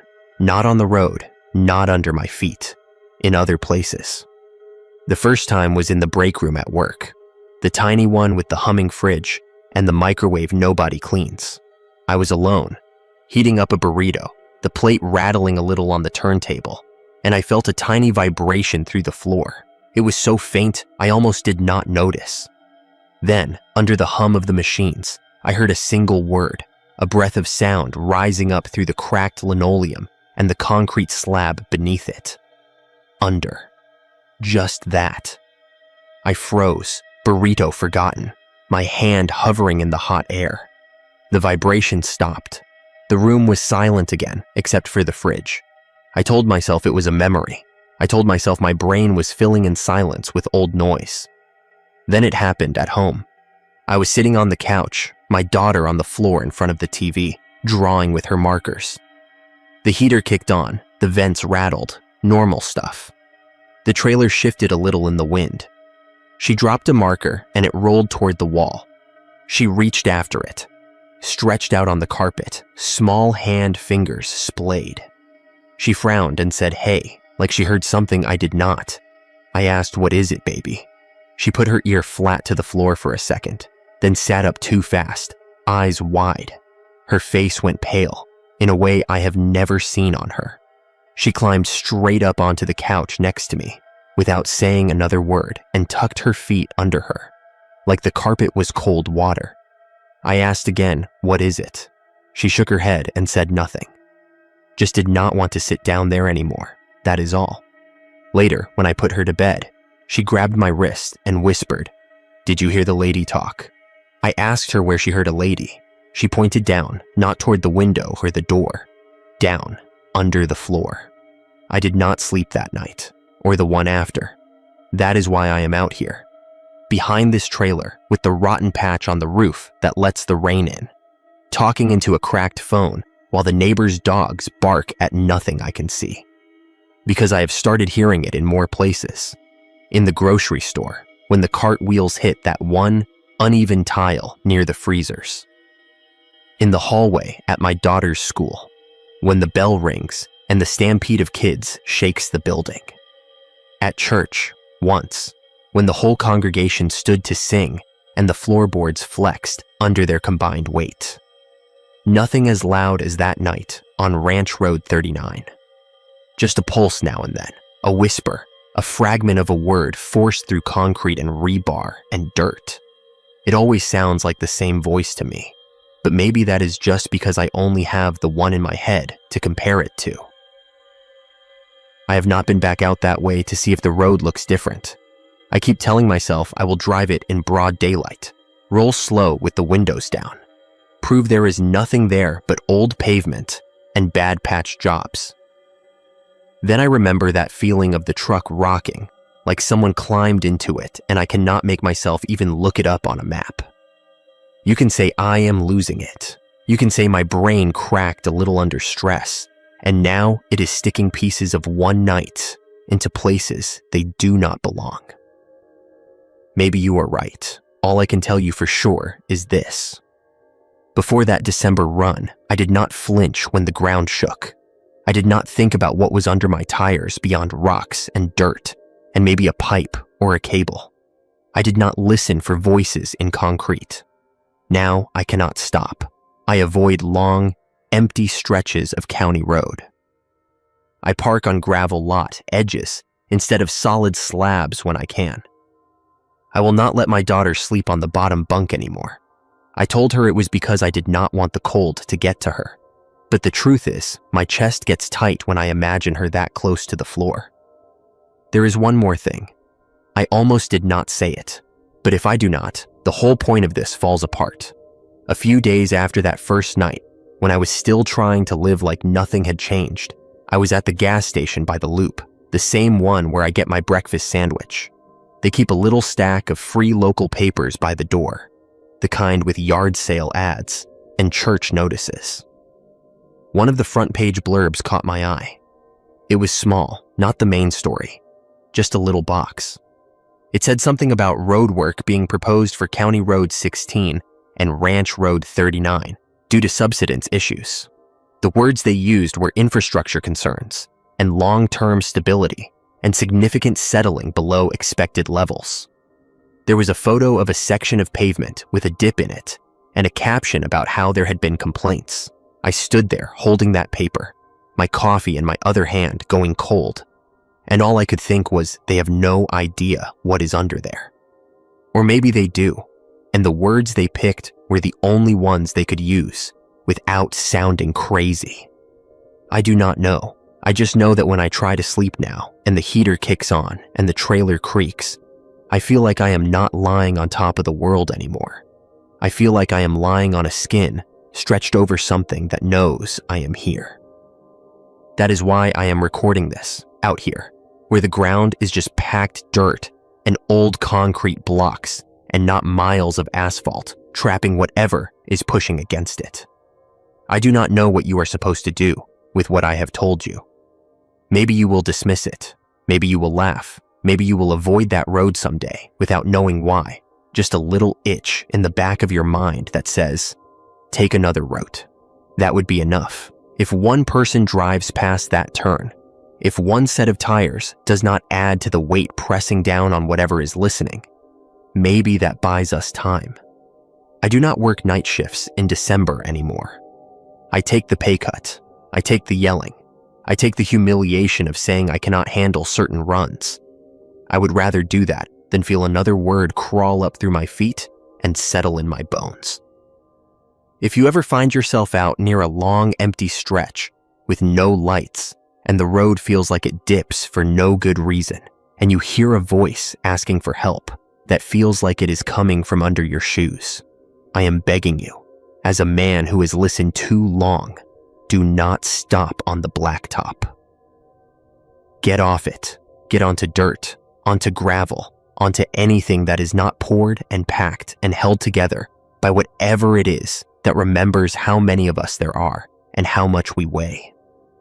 I am telling you all of this so that maybe, when the ground starts talking where you are, you will not be as alone as I was. My name's Travis Hennigan. I'm from a place we call Buckshot Crossing, out in North Texas, and I work as a correctional officer at a state unit. They built way off the highway where the buses barely bother to stop.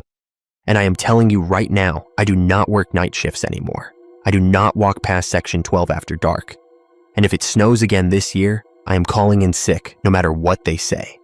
So just listen to me for a bit because I have to get this out of my head before it chews through something important, all right? So that day started so normal, it makes me angry when I think about it. I woke up a little before noon because I was on nights. My back hurt from the springs in that old mattress in the trailer.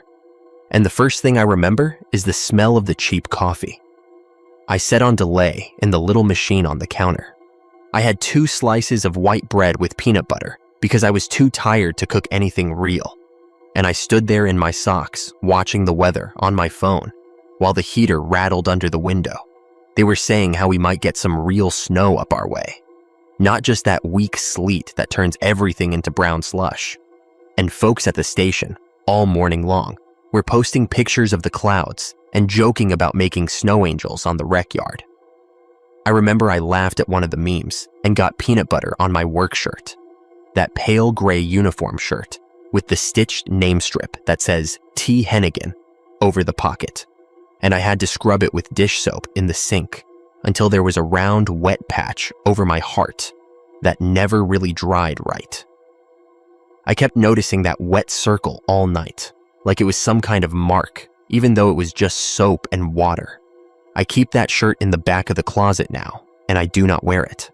I pulled on my work pants, checked the belt for my radio case and my keys, and I remember the exact time I clocked in because I took a picture of the snow starting to come down and sent it to my cousin. It was 17:47 on the clock at the staff entrance, and the sky was this low, heavy white that made the parking lot lights look dim. You know how sometimes the light feels muffled? That is how it was. Some of the younger guys were out there letting the flakes hit their faces like little kids. But I just wanted to get through another 12 and go back to my trailer and sleep. Nights on that unit blur together. After a while, count, rounds, paperwork, coffee. The same doors, the same faces. But that night, I remember almost every minute now, and I wish I did not. Inside the main hall, the floor was wet from everybody tracking in melted snow. It made the wax shiny and slick, and they had one of those yellow caution wet floor signs, half folded near the time clock. The air had that mix of bleach, wet clothing, and old concrete. We never really stopped smelling. I swiped my badge, heard the little beep, and the door buzz. And one of the sergeants, Duffy, looked up from the desk and said, "You ready for the blizzard shift, Trav?" And I said something like, "If it gets me out of here, I will take it." And he laughed. And none of that mattered at the time, because it was just another evening. The same old jokes, the same cheap coffee in the break room. I poured myself a styrofoam cup and burned the tip of my tongue. First thing. I remember that too, little sting every time I sipped. The schedule board said I was posted on C-Wing, which is where Section 12 is. And when I saw that, my stomach did this little drop. Not because of anything strange, just because C-Wing is heavier, more doors, more noise, more paperwork from the CG pods. Section 12 is the restricted run. Segregation, high custody, the ones that do not come out much, the ones we watch extra close. I signed my name on the post log, checked the key set, checked my radio, clipped it on the front of my vest, and told myself it was just another shift. I had half a ham sandwich and a bag of chips in my lunch bag. I had my regular cigarette breaks plotted out in my head. Nothing about it felt like a story. It was just work. 40 minutes into the shift, I was standing at the little reinforced window at the end of the corridor that looks out over the rec yard. That backyard behind C-Wing, where they take them out in small groups when the weather is decent and the schedule allows. And I remember I leaned my forearm on the sill and looked out at the snow because it had started to stick on the grass between the concrete pads. It looked thin at first, just a dusting on the yard and the tops of the fences. The lights were on those tall poles, ringing the perimeter like always, and they made the flakes glow when they passed through. The yard was empty because we had locked them down due to the cold. No one was supposed to be out there, and I saw, out near the far fence behind the basketball goal, this little lump in the snow that did not belong there. At first, I thought it was just a trash bag that had blown in, or a clump of ice. But there was no wind, and it had that silhouette that pulls at your brain, like when you see a shape in a dark room. And you know it is a chair, but your heart thinks it is a person for half a second. It was small, like maybe waist high, and it was already getting darker outside. The yard lights throw this kind of yellow circle, and then it fades off, and the lump was right where the light started to thin. I squinted, pressed my forehead against the glass to block the glare, and I realized someone had made a snowman out there. Small, rough, just 3 round shapes on top of each other. No eyes, no nose, no arms. Just a little column of packed snow that definitely had not been there when we did shift briefing. I felt this tiny flare of irritation. Like who had been out there, because there was no rec scheduled, and we had not had any outside work details since the snow started, and the gates onto that yard were locked, and everything is cameras and count and paperwork. You do not just wander into the yard to play in the snow. I told myself it must have been built earlier, before they called off rec, and I just had not noticed it. Or maybe maintenance had gone out and cleared something and someone stacked it as a joke. I did not like the way it was centered though. Dead center between 2 of the painted basketball key lines. Like someone had set it just so. I checked my watch. It was barely past 18:30 then, and I told myself not to be weird, just log it. So I wrote a note on the little pad I keep in my pocket. Snow on yard. Possible snowman far fence. Will verify with cameras. And I went on with my round. Section 12 was quiet when I walked it the first time that night. Too quiet for how cold it gets in there. Usually they bang on the doors and yell just to pass the time. The air vents hum, someone coughs, somebody sings. But right then it was this low murmur, like they were talking through blankets. I walked past the doors, checked the little windows, checked that the lights were on in each cell, did my head count through the slots. And I remember when I reached 1208, I felt my throat get tight for a second because that cell had been empty for a couple of months. It is on the corner of the run, right where my peripheral keeps catching that doorway. When I stand by the desk, we had an inmate in there named Mora. I am not giving you his first name. It does not matter. He had come off the county transfer with a lot of anger and not much reason to calm down, and he died in that cell. They put it down as medical, some kind of heart thing. But he had been screaming at me about the cold the night before, banging his fists on the door and yelling that he was going to see snow one way or another. That he was not going to die in heat. It stuck with me because I had told him, "You are in Texas, man. Snow does not happen like that." And he shouted that I would be surprised, that I would see his face in the snow before he went quiet. And I had written it up as just more inmate talk. And then next week, he was gone, slumped on the floor when we did morning count. They wheeled him out past rec yard gate, under a blue sheet. You know how they do it. Even without blood or anything. It stays in your nose. That empty cell had been there since, with the light off most of the time. A dark square on the run, and that night with the snow starting to build on the yard, the memory of his rant pushed up in my chest. I told myself that was why I felt strange when I walked by. Nothing else, just mixed association. I finished the run, signed the round sheet at the little metal desk, and the intercom crackled with the control picket checking count numbers. Everything routine. 20 minutes later, maybe closer to 40. I cannot be exact now because the times in that window smear together. When I tried to pin them down, I went back to the yard window because one of the guys on A wing radioed that the snow was coming down hard now. He said, "You getting a white Christmas out there, Trav?" And I said, "Man, they're going to lose their minds if they see this." And I walked down to the glass again while I was waiting on a log entry to print. I swear to God, when I looked out the second time, that snowman was not by the far fence anymore. It was closer, maybe halfway between the basketball goal and the back line nearest C wing, still centered, still facing the building. Only now it had these 2 dark dots near the top, like someone had pushed something into the snow for eyes. I felt that sting in my tongue again when I sucked in air. I stood there counting fence posts, looking for tracks, anything. But the surface of the yard looked smooth, except for one line of little depressions that started nowhere, right near the center of the yard, as if the first footprint had fallen out of the sky and came toward the snowman. Not away from it, I reached for the radio without thinking, and then stopped. Because what was I going to say? I was not about to call the whole unit to the window over some bit of packed snow, I told myself again. That I must have misjudged the position the first time. Maybe it had always been there. Maybe the light made it look different. Now that the snow was thicker, I pressed the talk button, let it go, and scribbled another note on my pad. Snow figure appears closer.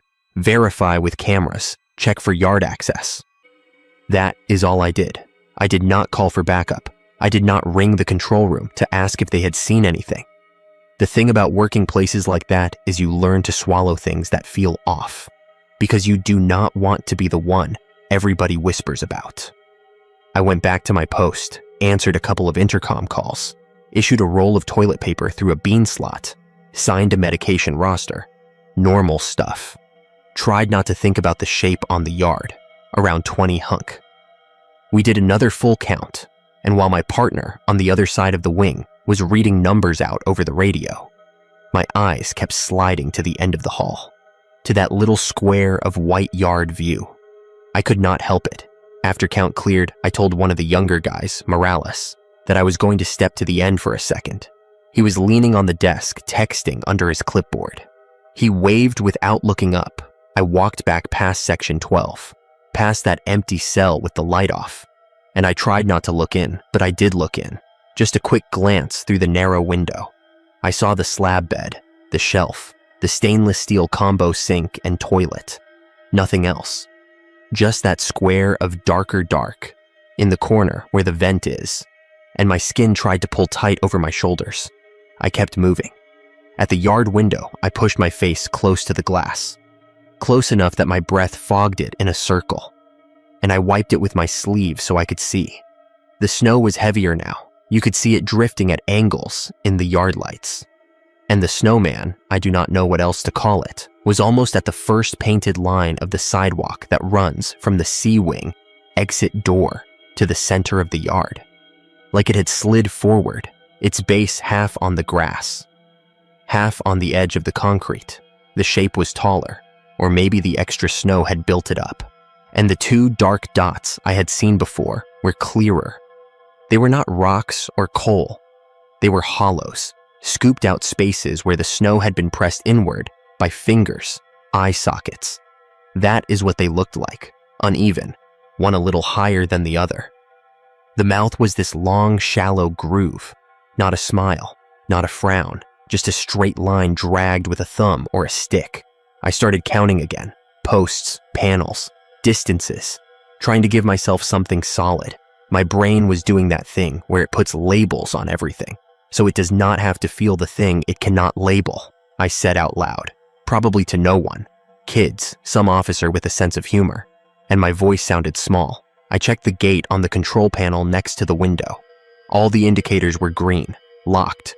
No yard doors had been opened since before shift change. And the cameras, the little monitors on the wall up near the ceiling, showed the yard the way it used to look. Just white, blank space, fences, no dark shape anywhere. I watched the live feed while looking at the window, and there was no way to balance what my eyes saw on the glass with what the camera showed on the screen. The feed had a timestamp ticking along at the bottom. Steady numbers, no glitch, but the yard view was empty. Just snow if you ask me later to explain that. I cannot. I am not a tech guy.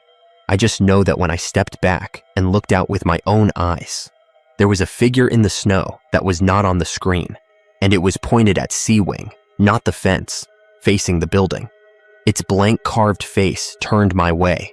I felt the hairs on my arms stand up under the uniform fabric. I felt the wet patch over my heart where the soap had been, cold even though the building was warm. And that is when I first thought about Mora, saying I would see his face in the snow. My brain put those two things together like magnets. I tried to pull them apart and could not. The radio crackled on my shoulder and I flinched. It was the control picket calling for a volunteer to do a perimeter check once the snow let up. They wanted someone to ride with the rover and check the outer fence. I did not answer. I stepped away from the window and went back to the desk. I told Morales to go look at the yard. If he wanted to see something weird, he laughed and said, "What, you build a snowman for the Seg boys?" And I said, "Something like that, man. Go look." And then I realized my hands were shaking a little when I picked up my coffee. I drank it anyway, even though it had gone lukewarm. The next part is where the times really start to blur, because they say it all happened over one shift, over maybe 6 or 7 hours. But when I replay it in my head, it feels longer, like a whole season folded into a night. The snow kept falling. The radio kept calling counts and passes and movement, the usual noise. Only now, every hour on the hour. I found an excuse to walk past that window, like I was checking the fire door or the extinguisher tag, something small and dumb. And every time I looked, that figure was closer, not by a lot, not like a jump cut in a movie, just a little nearer, from the edge of the sidewalk to the middle. From the middle to almost at the door pad. You know how the concrete makes a sort of cross shape in the yard?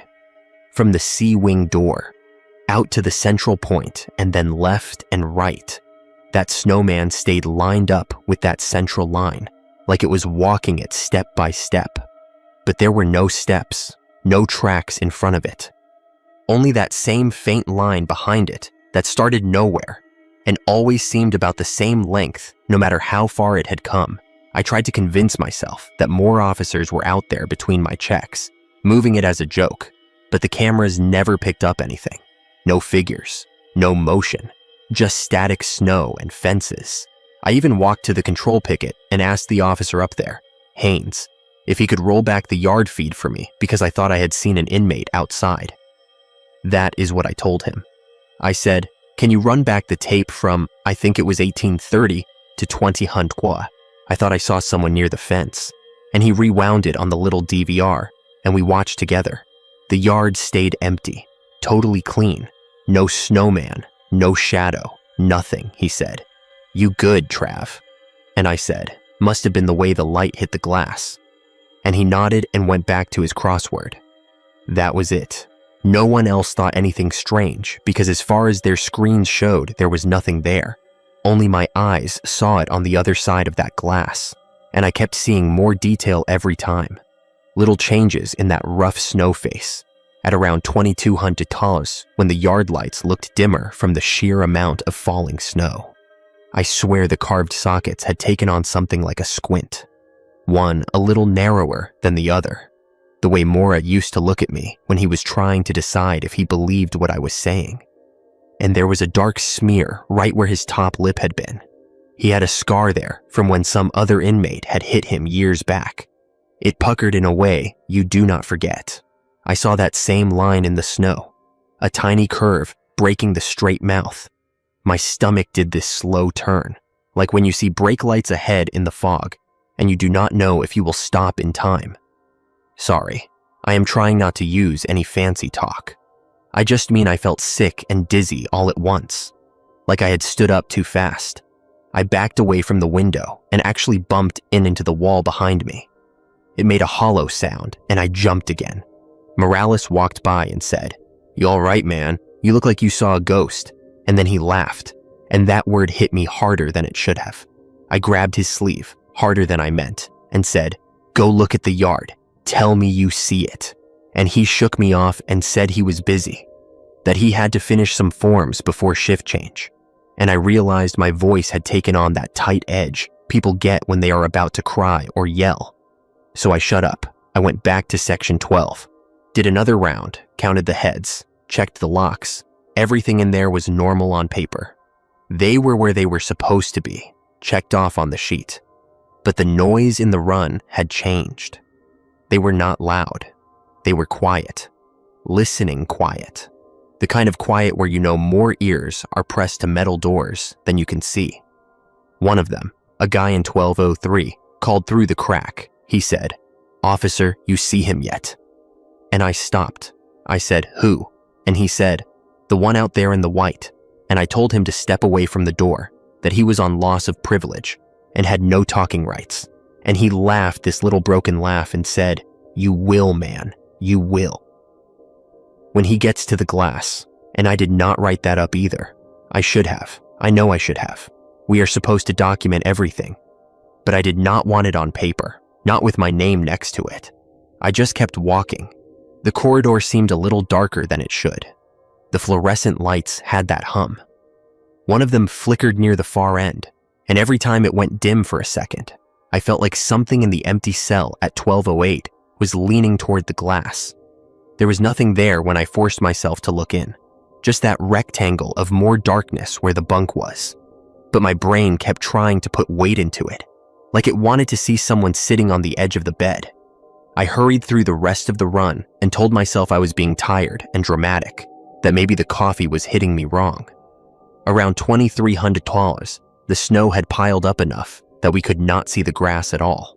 Just a flat white yard crisscrossed with those concrete lines. And the figure was almost at the small pad, right outside the C-wing door now, close enough that if you opened that door, you could reach out and touch it without stepping outside, or that is how it looked from the window. I stood there with my fingers pressed so hard to the glass that they hurt. I studied the face because once I admitted to myself that it was changing, I could not stop checking. The sockets were deeper, more uneven, one side of the head slightly flattened, like someone had slapped it. There were two little lumps near the neck area where someone had stuck bits of something dark into the snow. Maybe gravel, maybe paint chips, and they lined up almost exactly where the tattoos on Morris' collarbones had been. When he stripped for shower, I remembered the shapes, not the words, but the placement. And the line of the mouth had that kink that matched his scar. I am telling you this straight. I am not adding anything to make it sound better. That is just what I saw, I whispered. No. Out loud without meaning to, and my breath fogged the glass again. When it cleared, I swear for one heartbeat, I saw not snow at all, but a pale face with real dark eyes looking back at me. Not glowing, not special, just human and cold and mad. I jerked back so hard, I bumped into the alarm box, set off a little chirp from the loose panel, and my radio popped as if someone had keyed up and then stopped. But no voice came through. I stared at the red light on the radio for a second, waiting for a call sign. Nothing. I tried to call the control room and ask if they had a power issue, because the hallway light suddenly dimmed for half a second, and that hum from the fluorescence dropped low like a groan. But when I pressed the talk button on the radio, I just heard my own breath in my ear, like the channel was open, but no one was on the other end. Then as quick as it had gone, weird, it snapped back. The hum jumped to normal. The overhead lights were steady. The radio clicked and the usual noise came back. Someone on B wing complaining about a clogged toilet. I did not say what I had been about to say. I just answered, C wing clear, nothing to report. The snow kept falling. Shift crept toward the early hours when your body starts to feel hollow, like the night has scooped you out and you are just walking on habit. A little after midnight, they called for another full count and a movement to medical. Some guy on A wing had chest pain, and that tied up most of the staff for a good bit. I stayed on my post like I was supposed to. I did the paperwork. I logged the movement. I kept an eye on Section 12. I did not go back to the window during that time because I was scared that if I did, the figure would be right against the glass, and I could not handle that thought. My mind kept drawing it anyway. This squat shape made of packed snow pressed against the other side of the window next to my face. Features pressed flat, water running down. I know that is stupid. I know snow does not move on its own. I know doors stay locked unless someone opens them. I am not someone who goes looking for stories. I just wanted the night to end. At some point close to 01:02, maybe 01:10, the intercom from Central broke in and said, C-Wing, report any leaks or electrical issues. We have got a sensor tripping near your rec side. And my stomach went cold again, because the only thing that had changed over there was that snowman. I lied, I said, C-Wing here. All normal on our end. No leaks, no outages. and the control officer said, "Copy that. Must be the weather. Let us know if you see anything." I hung up the handset and stood there for a minute, with it still in my grip, my knuckles white. Then I put it down and I made myself walk to the far window. Every part of me wanted to stay away from that glass. But some other part, the part that signs off on counts and checks locks twice before bed, needed to see. I reached the end of the hall, walked past 1208, felt the cold air slide along my neck like someone had cracked a freezer behind me, even though the vents were steady, and I put my hands on the sill and looked out. The figure was right up against the edge of the concrete pad now. One more shift of distance, and it would have been pressing against the C-wing door. The base looked misshapen, more like packed slush than neat rounds, like it had been dragged. The carved sockets were almost level with my eyes, even though it had no legs or arms.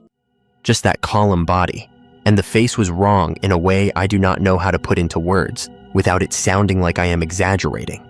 It was still snow, still rough lines and shadows, but every knob and hollow matched something I remembered from Mora's intake photo. The slight tilt of his jaw, the flatness of one cheekbone. The way his eyes never quite lined up, it all echoed, and my chest started to hurt right in the center, a tight, slow pressure. Not stabbing, just heavy. I put my fingers to the glass, and the cold went through the pain like it was not there. My breath fogged, and this time when it cleared, there was water on the inside of the window, not outside. A thin line running down from where my fingertips had been. I jerked my hand back and touched the sill. It was dry. I wiped the moisture with my knuckles, and my skin came away damp. There was no crack, no frost, nothing that could explain it. That was when the fire door at the other end of the corridor gave a single sharp creak, like it does when someone pushes the bar and lets it fall back. Only the alarm did not sound. And those doors are wired. If you push them more than an inch, the whole panel lights up. My head snapped that way, heart pounding, but the door was shut, the red light above it steady. No buzz, no siren, just that memory of a sound. And behind me, faint but clear, there was this dragging noise, like something heavy being pulled across concrete out on the yard. I told myself it was the plow truck they use sometimes to clear the staff lot, even though they never bring that near the rec side.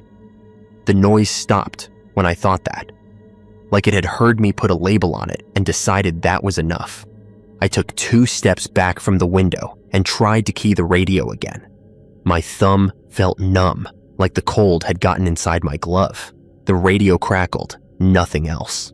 I said my call sign anyway, voice shaking. C-wing to control. Request confirmation. No one is on rec yard. And there was a long delay. Too long. The kind of pause where your brain starts filling in what they might say. Then the control officer came back casual as ever. Negative. All yards are closed. No one outside perimeter. You got an issue. And I think the way I sounded when I answered must have stuck with him, because he asked me again later if I was all right. At that moment, I just said, "No issue." Visual distortion through the glass. Weather.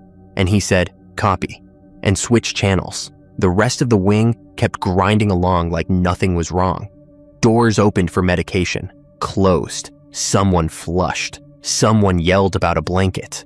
Morales cracked a joke about building a snow fort on the Sally Port. The usual. None of them knew that every time I turned my back on that window, my shoulders crawled like something was lifting its head behind me. Around 0200, they sent us fresh coffee in a big insulated jug. Someone from the front office took pity on nights. I poured myself a cup and realized my hand was still shaking enough that the coffee sloshed onto the counter. Leaving a dark crescent, I cleaned it with a paper towel and stared at my reflection in the metal of the cabinet. My eyes looked bloodshot, pupils wide, like I had been crying though I had not. I thought about calling in sick halfway through the shift, just saying I had a stomach bug and getting someone to relieve me. But you do not do that out there unless you are really bad off, they remember. They talk. I told myself it was only a few more hours. I could just not look out the window again. That was the plan. No more window, No more snowman. I would finish my rounds and keep my eyes on the paperwork. Simple.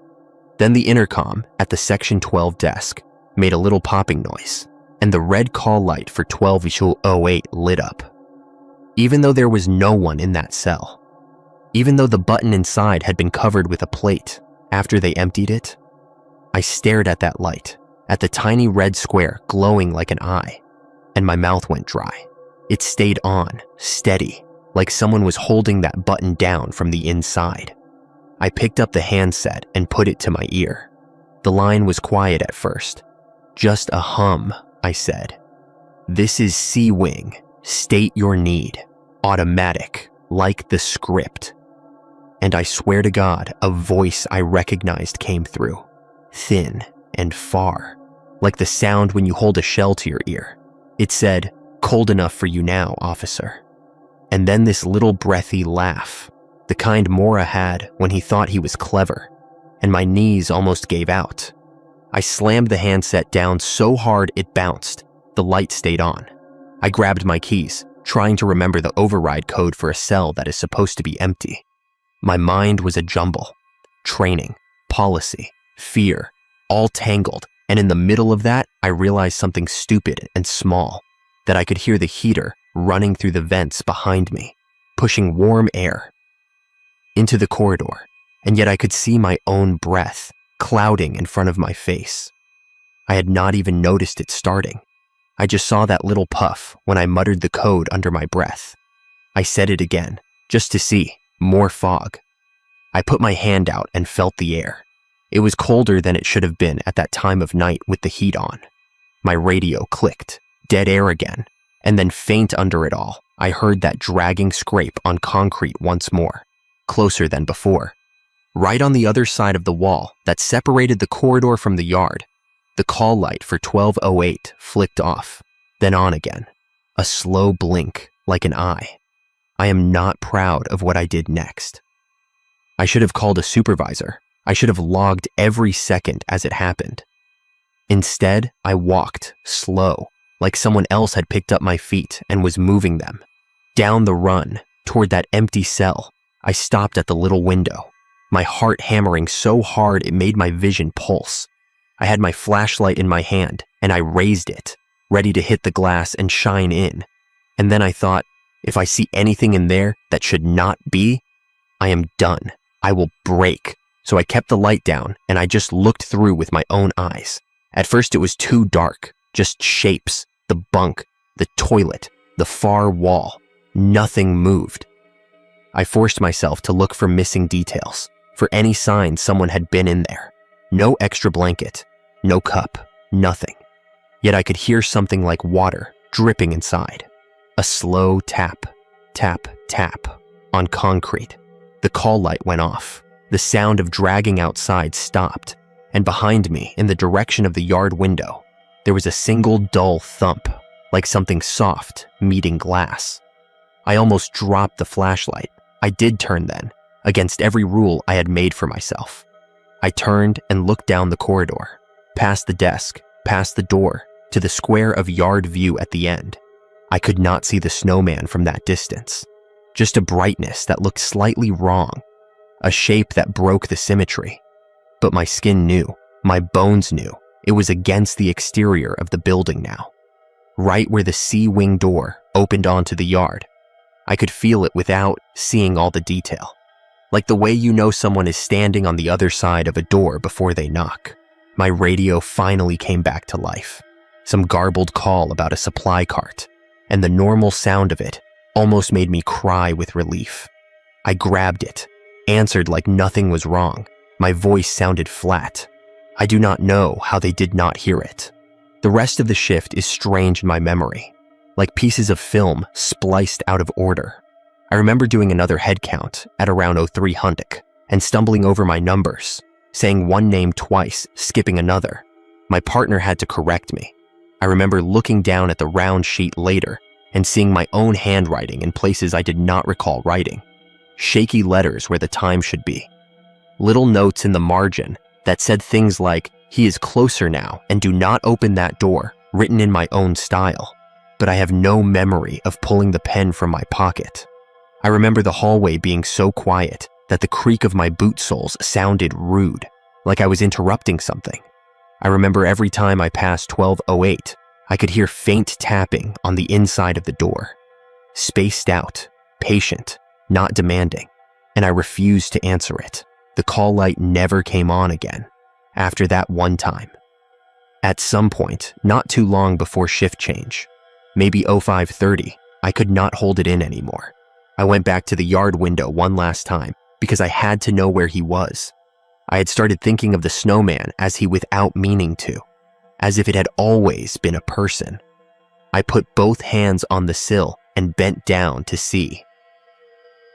The sky was starting to lighten, a dull gray seep creeping in behind the clouds. The yard lights were still on, but they looked weaker. The snow had stopped falling.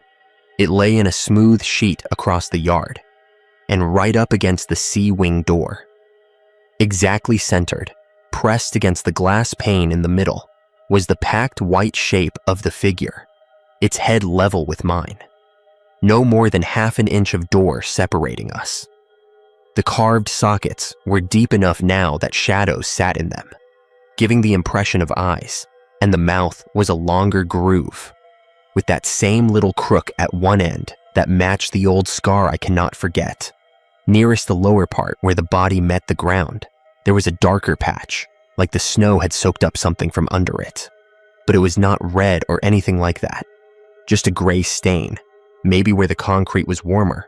I could see no footprints, no drag marks, nothing around it disturbed, just this single, smooth form, perfect in its wrongness. I stood there, inches from it, and for a second, I thought I saw the groove of the mouth move, like the corners twitched up, like it recognized me. My heart slammed so hard I felt it in my teeth. I grabbed the panic bar on the inside of the door without thinking. The way you do when you want to run outside and sweep something off the stoop. And the moment I pressed down, there was a noise in my ear, like the loudest radio squeal you can imagine. A buzzing that wiped out every other sound. The door did not open. The bar moved under my hands, but the lock stayed firm, and through the glass, right at my eye level, a crack formed in the snow face. Running from the left socket down through the cheek, and a thin line of clear water started to leak out, running down the outside of the glass in a way that tracked with nothing inside. I stumbled back, and the squeal in my ear cut off, like someone had flipped a switch. The alarm did not sound. The indicator lights over the door stayed green. No one came running. It was just me and that thing on the other side of the glass, with its melting face and its fixed, hollow eyes. The clock on the wall said 0542. I remember that clearly, because the second hand looked like it was jerking instead of sweeping. Even though I know that is not how those clocks work, I backed away, step by step, keeping my eyes on the window until the angle of the corridor hit it. Then I turned and nearly walked into the major. He had come down the hall without me hearing him. He asked if I was ready to turn over the post to day shift. And I nodded so hard my neck hurt. He gave me a look, not quite suspicion, more like he was checking if I was sick. He did not ask about the yard. By the time the relief officer arrived and I did my pass down, I could not bring myself to mention the snowman in any of the important ways. I just said, "Yard is clear. Snow is pretty thick. Watch your step if they send you out." He signed the log and took the keys. I walked out through the interior corridors, avoiding the side windows. I did not want another glance at the yard from any angle. At the staff exit, I finally looked out over the perimeter fence. And you know what I saw? Nothing. Just an uneven mess of churned up snow where vehicles had gone through. Tire tracks, footprints from officers coming in, dull gray piles near the gates. When I look toward the rec yard area from the outside, you cannot see much, just the tops of the poles and the line of the building. But there was no white shape pressed against any door. No tall mound of snow. Nothing. It had either fallen or been cleared. Or both. No one mentioned having to knock down a snowman at shift change. No one told a funny story about it in the break room. It was like it had never existed for anyone but me. When I got home that morning, I sat in my truck with the engine running until the gas light came on, the heater blowing in my face. My hands still cold. I stared at my porch and could not make myself cross the little patch of snow to get to it. There was a drift against the steps that had caught some dead grass and cigarette butts, forming a low hump. And for a second, my brain said, "That looks like a little head." I almost cried. A grown man in a beat-up pickup, almost crying at his own front steps. I did not, though. I just sat until the heater smell made me feel sick. Then I forced myself out and stomped through the drift, ground it down like I was stepping on something I hated. Inside the trailer, I stripped off my uniform and stuffed it straight into a trash bag. Not the laundry basket, like it was contaminated. I showered until the hot water blew out and the pipes clanged. Then I lay on the bed and stared at the ceiling. I did not sleep. Every time my eyes closed, I saw that carved face up against the door glass, water leaking from the cracks. I called in that afternoon and told them I was sick. I did the same thing the next time it snowed and the time after. And finally, they stopped asking me to cover nights when there was bad weather. They probably think I have some issue driving in it, and that is fine. Let them think that. I also asked for a transfer off C Wing after a few weeks. Told them I needed a change. Said maybe I would do better back on B or in property. The major raised one eyebrow, but signed the request. Eventually. Now if I have to pass through C on my way to somewhere else, I keep my eyes straight forward. I do not look towards section 12. I do not look at that little yard window. I take the long way if I can. When I hear about new intakes being put in 12-08, I feel this cold line slip down my back, even though that cell is just a room with concrete and metal. Like all the others, I know you are going to ask if I ever went back and checked the camera footage from that night again. The answer is no. I could. I have access, but I will not. I already know what it will show. Flat white yard, no dark shape, no figure creeping closer, nothing anyone else can see. But my memory will not let me pretend it was a trick of light or stress, because there are little things that will not line up, like how my yard notes from that night, the ones I wrote on my pad, ended up torn out and stuffed into my locker without me remembering doing it. I found them weeks later when I was looking for a spare pen. The paper was wrinkled and damp, like it had gotten wet at some point. The ink bled in places, but I could still read my own words. Snow figure appears closer. Eyes wrong. Do not open that door. And at the bottom, in a line I do not recall writing, it said, "He saw snow after all." Officer. In handwriting that wavered more than mine. I burned those pages in an old metal pan behind the trailer that same night. Watched the flames curl them into black twists. The smoke went straight up into a sky that had no clouds, no snow, just dry winter stars. And every time I hear the weatherman say, "We have a chance of flurries," now I feel my chest tighten and my fingers go cold. I tell my neighbors I hate the ice because my back is bad. I joke about being a thin-blooded Texan who cannot handle a little cold. They laugh, and that is better than telling them the truth, which is that I do not trust what the snow might shape itself into when no one is looking. I do not trust what might be waiting at the end of a concrete path if I follow it with my eyes. I avoid section 12 as much as I can.